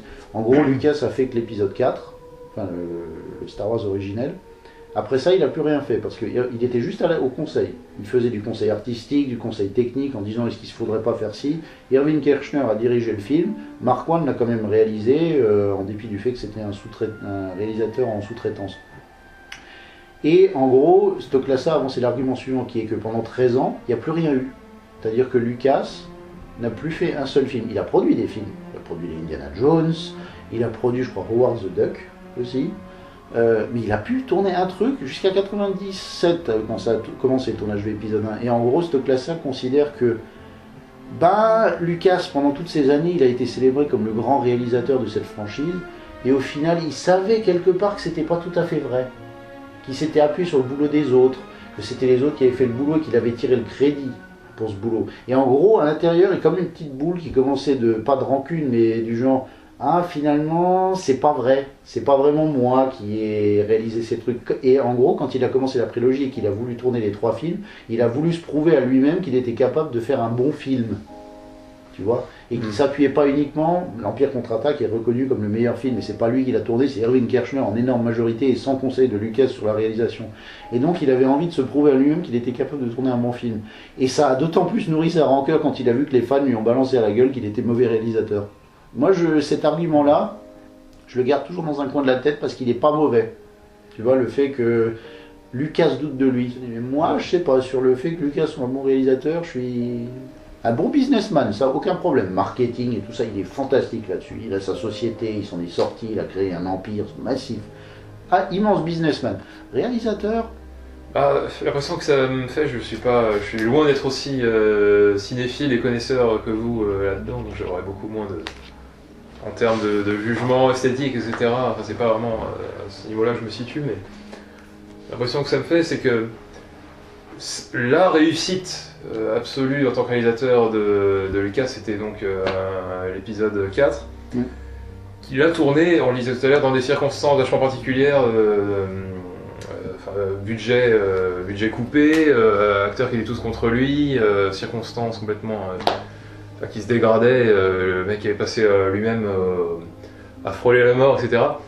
Enfin bref, c'était une espèce d'amateur génial qui a mené une aventure comme ça, et un chef-d'œuvre en est sorti. Mais c'est pas un réalisateur au sens où il n'a pas le métier d'un réalisateur, c'est pas un type installé avec ses outils de réalisateur.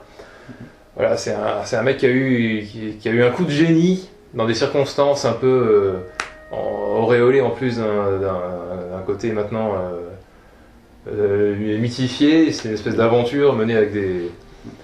Enfin bref, c'était le coup de génie d'un amateur, mais pas l'œuvre d'un réalisateur. Ouais, le coup de génie d'un amateur qui doit beaucoup au contexte. Aux circonstances en plus, de l'époque. on en parlait tout à l'heure. Ouais, donc le timing était bon, c'était une période où les films de science-fiction étaient un peu lourds, un peu pesants, et c'était plutôt des aventures spatiales, les films de Lucas. C'était un mec à idées, on a beaucoup dit ça de lui. Ouais. Il avait d'excellentes idées. Absolument. Mais... Et là, pour le coup, je suis tout à fait d'accord avec ce que tu dis, parce que Lucas a participé, alors il n'a rien fait en termes de réalisation après l'épisode 5, à part Red Tails. Mais il a contribué très largement au comité qui était en charge de réaliser les épisodes de la série de Clone Wars en 3D. Et à chaque fois qu'il y avait des concepts, c'est lui qui émettait les concepts. Lucas a souvent été décrit comme très bon pour trouver des idées, mais très mauvais dans les applications. Donc il avait des bonnes idées, mais quand il s'agissait de les traduire à l'écran, de les rendre par le montage, etc., il était très mauvais. Ceci dit, beaucoup de gens diront que pour les préquels, même les idées étaient mauvaises. Ouais, après voilà. Ouais, d'une manière générale, je pense pas qu'on puisse attribuer, enfin en tout cas je pense pas qu'on attribue dans la pratique l'étiquette de grand réalisateur ou même de bon réalisateur au type de film qu'est Star Wars. Tu citais tout à l'heure Scorsese, Kubrick. On parle pas de ce genre de film là non plus, on a des films qui font un tabac énorme sur tout ce qui est Marvel. C'est sûr que Star Wars n'est pas un film d'auteur, voilà. Pour le coup. Exactement. Tous les films Marvel, ça peut être des bons films ou ça peut être des mauvais films. Tout ce qu'on voit, c'est les effets spéciaux. Et puis, d'autant plus que pardon de t'interrompre, mais je rajoute juste que pour les films Marvel, le nom d'un réalisateur est interchangeable avec un autre. Il n'y a aucune patte d'un réalisateur. Voilà. À part peut-être James Gunn pour les Gardiens de la Galaxie, où il a fait un peu parler de lui, mais sinon... Si, les frères Russo, peut-être parce que Captain America Civil War... non, pas Civil War, Le Soldat de l'Hiver a bien plu par son ambiance et la manière dont c'était tourné. Mais l'énorme majorité... Tu te diras, voilà, c'est des réalisateurs... alors c'est la saison des récompenses, donc je vais encore citer tout ce qui est Oscar. Jamais ils auront été considérés sérieusement, si ce n'est pour leurs effets spéciaux. Oui, mais à l'inverse, Star Wars a reçu des pour la réalisation, pour la musique, les effets c'est une autre preuve, c'est-à-dire que je sais plus combien ils ont eu d'Oscars, 7 ou 8, ouais. Et aucun sur la réalisation. Mais pas meilleur parce que ce genre de film là, c'est inatteignable comme catégorie. Voilà, mais juste pas en fait le réalisateur en avant. Alors, je me contredirais moi, pardon. Oui, je voulais juste dire, je me rappelle encore de l'époque où Heath Ledger avait reçu à titre posthume l'Oscar du meilleur acteur pour un film de comic book, donc The Dark Knight. Mais alors, est-ce que c'est parce que c'est un film de comic book et qu'on est passé outre, ou est-ce que c'est parce que l'acteur est mort et qu'il y avait un tel hype derrière qu'ils lui ont donné, même si ça pouvait être un film sur les Teletubbies, ils lui auraient refilé parce qu'il aurait été génial dans le rôle, quoi. Il y a quelque chose, tu peux pas trouver la raison exacte qui alimente ce geste. Alors, ce que je raconte, bon voilà, je sais pas, enfin... Il y a évidemment des contre-arguments à apporter. Kubrick par rapport à 2001 que toi t'adores, qui est aussi un film de science-fiction, mais qui repose pas autant sur les effets spéciaux que peut faire Star Wars. Métaphysique quoi, limite. Voilà. Alors, il y a Cameron qui est généralement considéré comme un grand réalisateur, mais qui a fait pourtant comme un très bon réalisateur. qui a fait des films de science-fiction, qui a fait Terminator, qui a Cameron me rappelle énormément, j'ai l'impression que c'est le George Lucas de la génération suivante. Parce que George Lucas a été connu pendant longtemps, comme en anglais il y a l'expression pushing the envelope. C'est aller toujours plus loin dans ce qu'on peut faire avec les films, ce qu'on peut faire avec la réalisation, pas la réalisation mais les effets spéciaux et tout ça. Et Cameron a fait ça, c'est-à-dire que quand il a fait Terminator 2, c'était hallucinant ce qu'il a pu faire avec le stop motion, les effets liquides du Terminator, le T-1000, Titanic, ils ont recréé des pans entiers du vaisseau, ils l'ont immergé, ils ont fait des maquettes, ils ont fait de la 3D, ensuite Avatar, tu sais, il y a toute cette logique très, très lucassienne, dans le sens, le gars qui essaie toujours d'être vu comme le visionnaire, tu sais, le gars qui a l'œil. Et je crois que c'est vraiment le George Lucas actuel, James Cameron. Mais sauf que James Cameron est allé beaucoup plus loin. Il a, de manière très objective, battu des records à la fois en box-office. Il a implémenté des techniques, il était le premier à le faire. À tel point que dans le making-of de la Menace Fantôme, on voit un moment George Lucas en train de parler avec Frank Oz, le gars qui est le marionnettiste de Yoda dans l'épisode 1. Et sa voix aussi. Et sa voix également, tout à fait. Et il lui dit, you know, we're never gonna beat Titanic. You know, we're never going to beat Titanic. Nobody can. I don't think that's it. Can you explain that? Nobody can. It's one of those things. It just happens. It's like what Star Wars did when it first did it. It defies reality. You just never know on these things. C'est le moment où ils ont justement sorti Titanic en 97 et où le film explose le box-office de tous les côtés et reste en salle pendant, je sais pas, 98. Je crois que fin 97 aux États-Unis, début 98 en France. Ouais, voilà, ça doit être ça.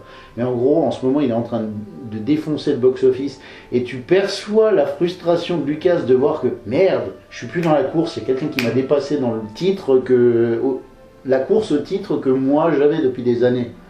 Donc il y a une espèce de, pas de rivalité, mais presque rivalité générationnelle entre les deux. Sauf que Cameron a été ça beaucoup plus fréquemment et beaucoup plus longtemps que Lucas. Et a vraiment gagné toutes ces courses-là, a vraiment mis en place des choses nouvelles, a vraiment battu des records. Mais à part Cameron, pour ce genre de film un petit peu, de blockbuster, tu peux pas considérer, pour moi, enfin en tout cas c'est pas le cas, les réalisateurs comme des bons réalisateurs ou des grands réalisateurs ou des réalisateurs qui appartiennent, enfin qui sont dignes d'être récompensés, parce que ces films-là reposent peut-être sur des acteurs connus ou célèbres, mais dont on ne célèbre même pas le jeu d'acteur non plus, à part Heath Ledger, mais surtout sur des visuels et des effets spéciaux, voire de la musique à tout casser, mais... Ouais, et puis j'insisterai quand même sur le terme interchangeable. C'est vraiment ça, c'est-à-dire que le meilleur exemple, même pour la saga Star Wars, et ça va faire la transition, parce que je voulais parler du rachat de Disney en dernier, c'est le prochain film, là, Han Solo, qui va sortir, pardon, Solo il s'appelle.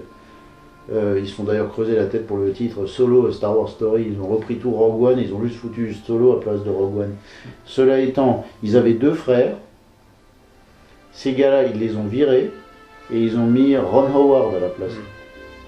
Ron Howard, il est intervenu, je crois, aux 3/4 de la réalisation de la production du film.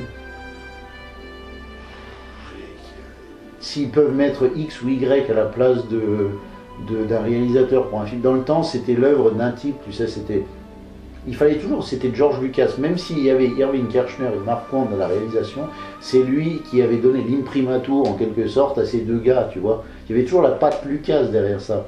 Là, tu as vraiment l'impression que c'est... Et bon, là, on va passer au rachat Disney, donc le rachat de la franchise Star Wars à Lucas par Disney en 2012, et l'avenir de Star Wars, mais en gros, on est passé, c'est ce qu'on disait de la dernière fois Trevor, d'un système où on est passé de l'artisanat, du système de production artisanale d'un film Star Wars, où on avait à chaque fois 3 ans d'attente, donc on prenait son temps, on travaillait sur un film à la fois, parce qu'il n'y avait qu'une seule équipe, on était un studio indépendant, Lucasfilm, pardon, donc on travaillait sur un projet à la fois, et on les sortait pas à la chaîne, mais successivement. Depuis qu'il y a un rachat par Disney, on est passé d'un système artisanal à presque du taylorisme cinématographique en gros. Parce que tu les produis à la chaîne de manière industrielle, quoi. Tu sors chaque année un nouveau film. Et alors tu mêles la trilogie des séquelles ou des suites avec des films indépendants, tu t'assures de gaver le fanboy d'année en année, quoi. Surtout ne pas lâcher la poule pondeuse d'or, quoi. Faut absolument... que les fans aient leur dose de Star Wars, leur fixe, chaque Noël ou chaque année. Mais c'est ça que je veux dire, c'est qu'on est vraiment passé à une autre logique, et le côté business est encore amplifié, puissance 1000. Avec passé à une logique de studio, comme c'était le cas dans les années 30, 40, 50. Et la boucle est bouclée. Voilà, dans les années 70 où a opéré Lucas pour la première fois, tu avais des réalisateurs qui s'émancipaient justement de tout ça, les Scorsese, les Coppola, enfin toute sa clique. Donc Lucas en faisait partie, et là tu repasses, en tout cas pour ces films de blockbusters, à des films où les studios peuvent re-shooter 90% du film pour Suicide Squad, peuvent changer des réalisateurs 2-3 fois. Peuvent foutre Kevin Spacey aux chiottes et prendre Christopher Plummer pour ressortir un film. Moi, je vois un avenir très lassant pour Star Wars. Alors moi, je suis très fan. Donc il y aura un moment où on en aura marre. Non, mais c'est comme pour les films de super-héros. Là, on est à combien de films Marvel? 16 ou 17? Je sais plus combien, 16 ou 17. Il y a un overload absolu de films de super-héros. Alors dans les années 90, c'était ça. Tu voyais un film de Batman tous les 3 ans, donc les fans avaient le temps de se... Là, t'en as plutôt 3 par an. Là, t'en as plutôt 3 par an. Et encore, c'est 3 d'un même studio. Tu vois, t'as presque 3 Marvel qui sortent chaque année. Mais 3 Marvel et 3 DC dans l'année. Ouais, enfin, on n'est pas encore là, mais pas loin, quoi. Et c'est toujours c'est la surenchère.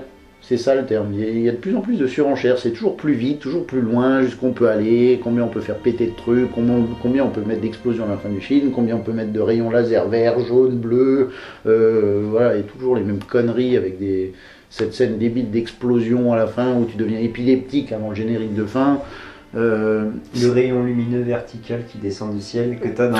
Toujours. Que t'as des vidéos comme ça sur YouTube où ils te font un montage avec cette scène-là où les aliens envahissent un petit peu la Terre. T'as un espèce de rayon lumineux et tu vois sur les blockbusters de ces 5 dernières années, tu as peut-être 10, 12 films qui ont ce même rayon-là sur la scène finale. Ouais, c'est cliché. Oui, c'est quand même offensif. À mon avis, l'avenir, c'est lassitude, fatigue, overload, surenchère.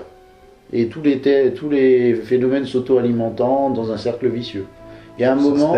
Sur cette perspective réjouissante...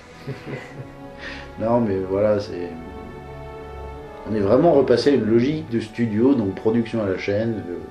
Disney domine tout, rachète tout. Bon, je vais pas me plaindre parce que même toi Valère et moi on en avait convenu, c'est la meilleure période pour être fan de Star Wars, c'est-à-dire que la franchise qui était en quelque sorte dans le même état qu'en 83, c'est-à-dire en état de mort cérébrale, parce qu'il se passait plus grand-chose, à part peut-être des projets de côté, genre une série télé par-ci, un roman qui sortait par là, il n'y avait plus vraiment de hype autour de l'idée, d'autant plus qu'on disait que là vraiment l'hexalogie était terminée, il n'y avait plus de perspective, d'autant que Lucas disait clairement à une journaliste qui lui demandait « mais si quelqu'un maintenant se pointait et voulait faire l'épisode 7, qu'est-ce que vous feriez ?» Et alors il a répondu « There's no episode 7. » Il n'y a pas d'épisode 7. On oublie, ça n'existe pas. C'était pas envisageable. Je ne sais plus quand c'était, en 2005, je crois, à l'époque de la revanche des sites. What if someone else beside you came to you and said, I want to make episode 7? Could you see that happening? No. No, absolutely, positively, you're really closing the door without any wiggle room whatsoever. Right. There is no episode 7. Even for someone else to come up with.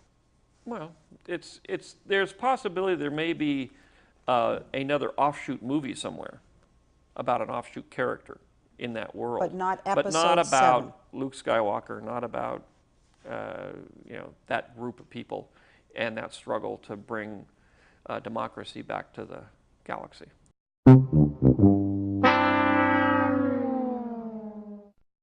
Donc en gros, après 2005, il n'y avait plus aucune perspective et la franchise est en état de mort cérébrale. Quand il y a eu le rachat de Disney et l'annonce en 2014 d'une nouvelle trilogie, on était tous aux anges, on est super contents. Et moi-même, je suis content que ça existe encore, qu'il y ait des...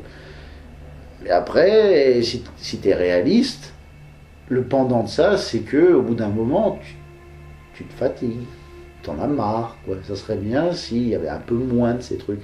Et la logique, c'est plutôt de plus en plus de choses que de moins en moins.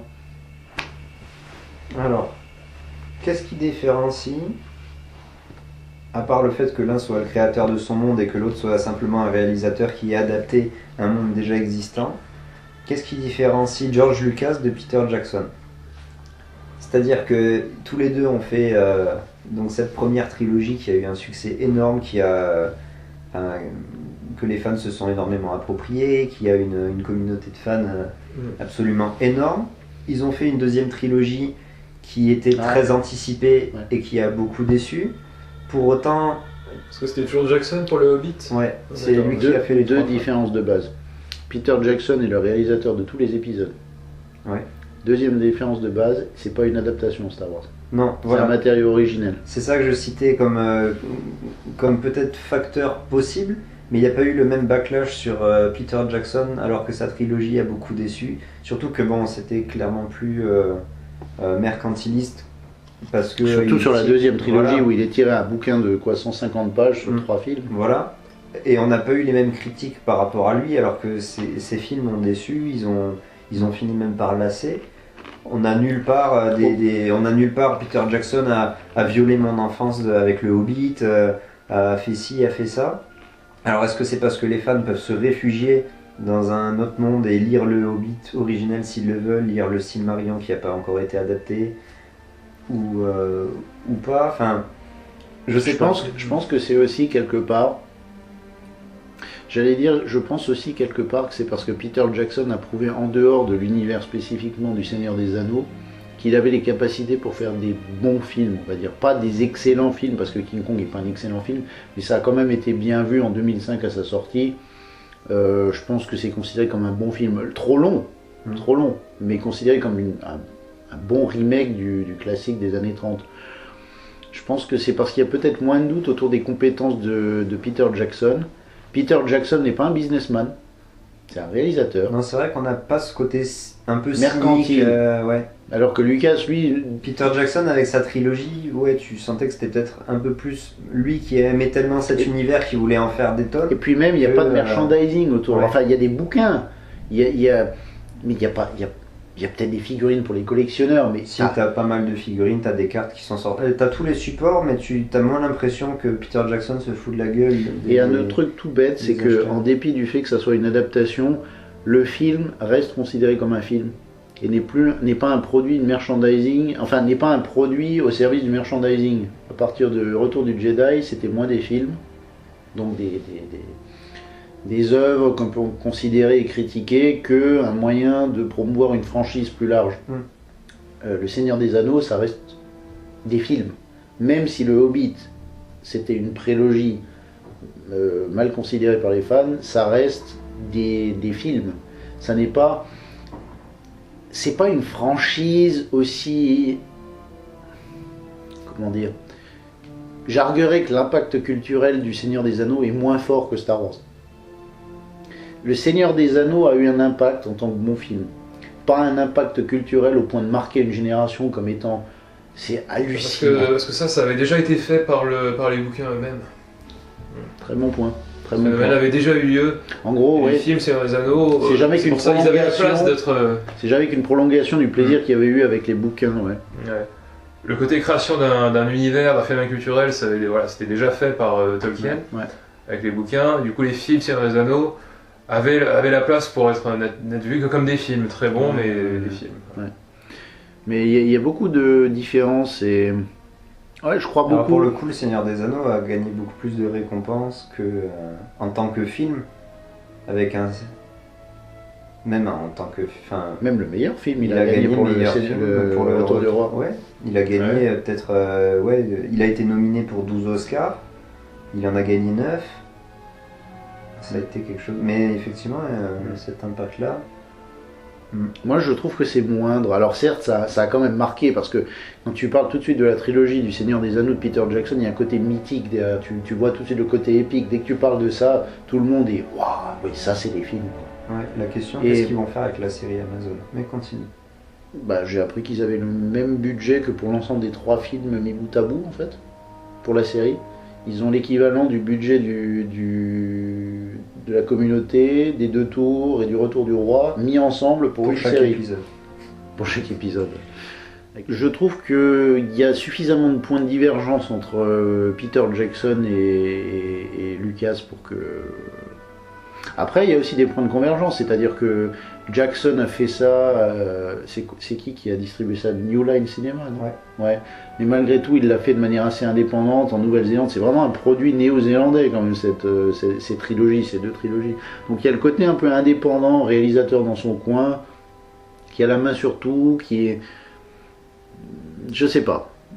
Je trouve que les points de convergence sont moins présents que les points de divergence entre ces deux-là. Il y a plus de points de divergence. En dépit du fait que l'un a fait l'un et l'autre ont fait une trilogie et une prélogie après.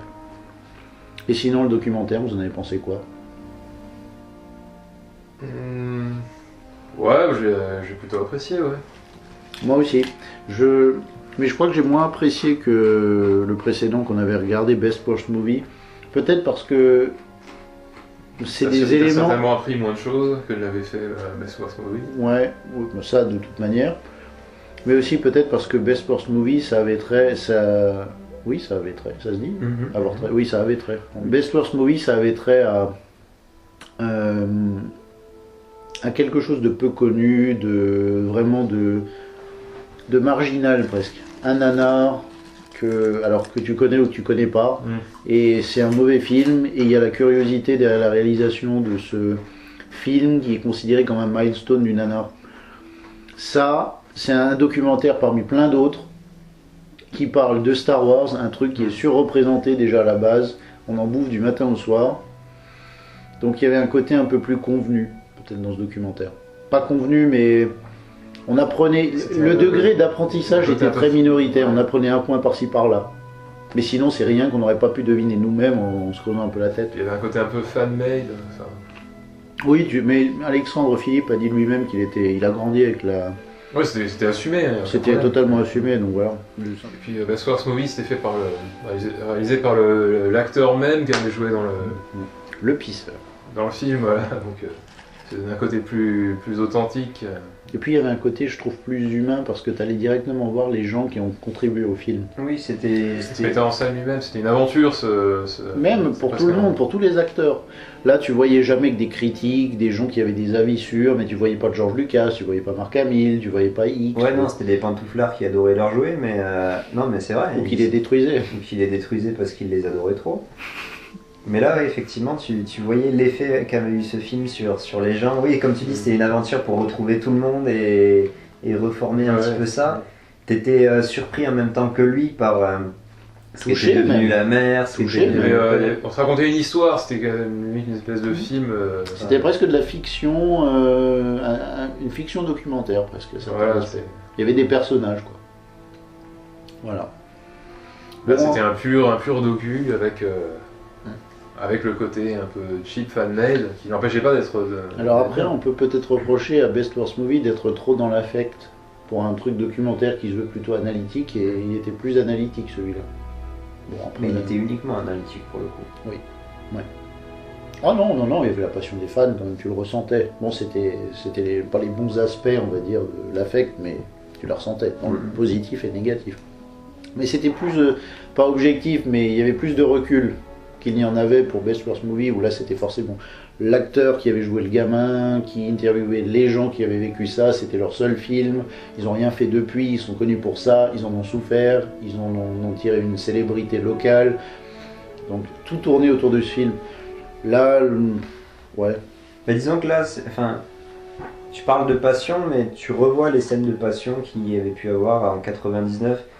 Troll 2, il te montrait pas les réactions de ce qu'il y avait eu en 88 ou 89, 90, je sais plus.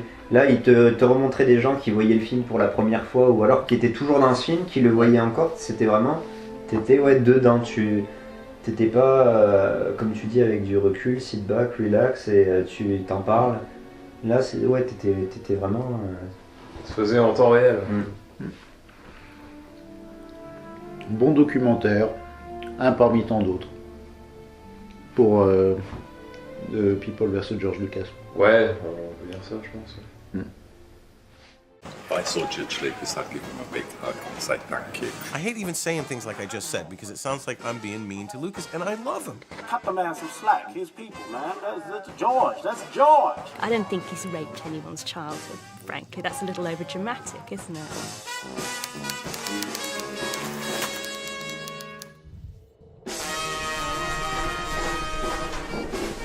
Mr. Lucas, sir, we, the fans, the true fans of your franchise, salute you.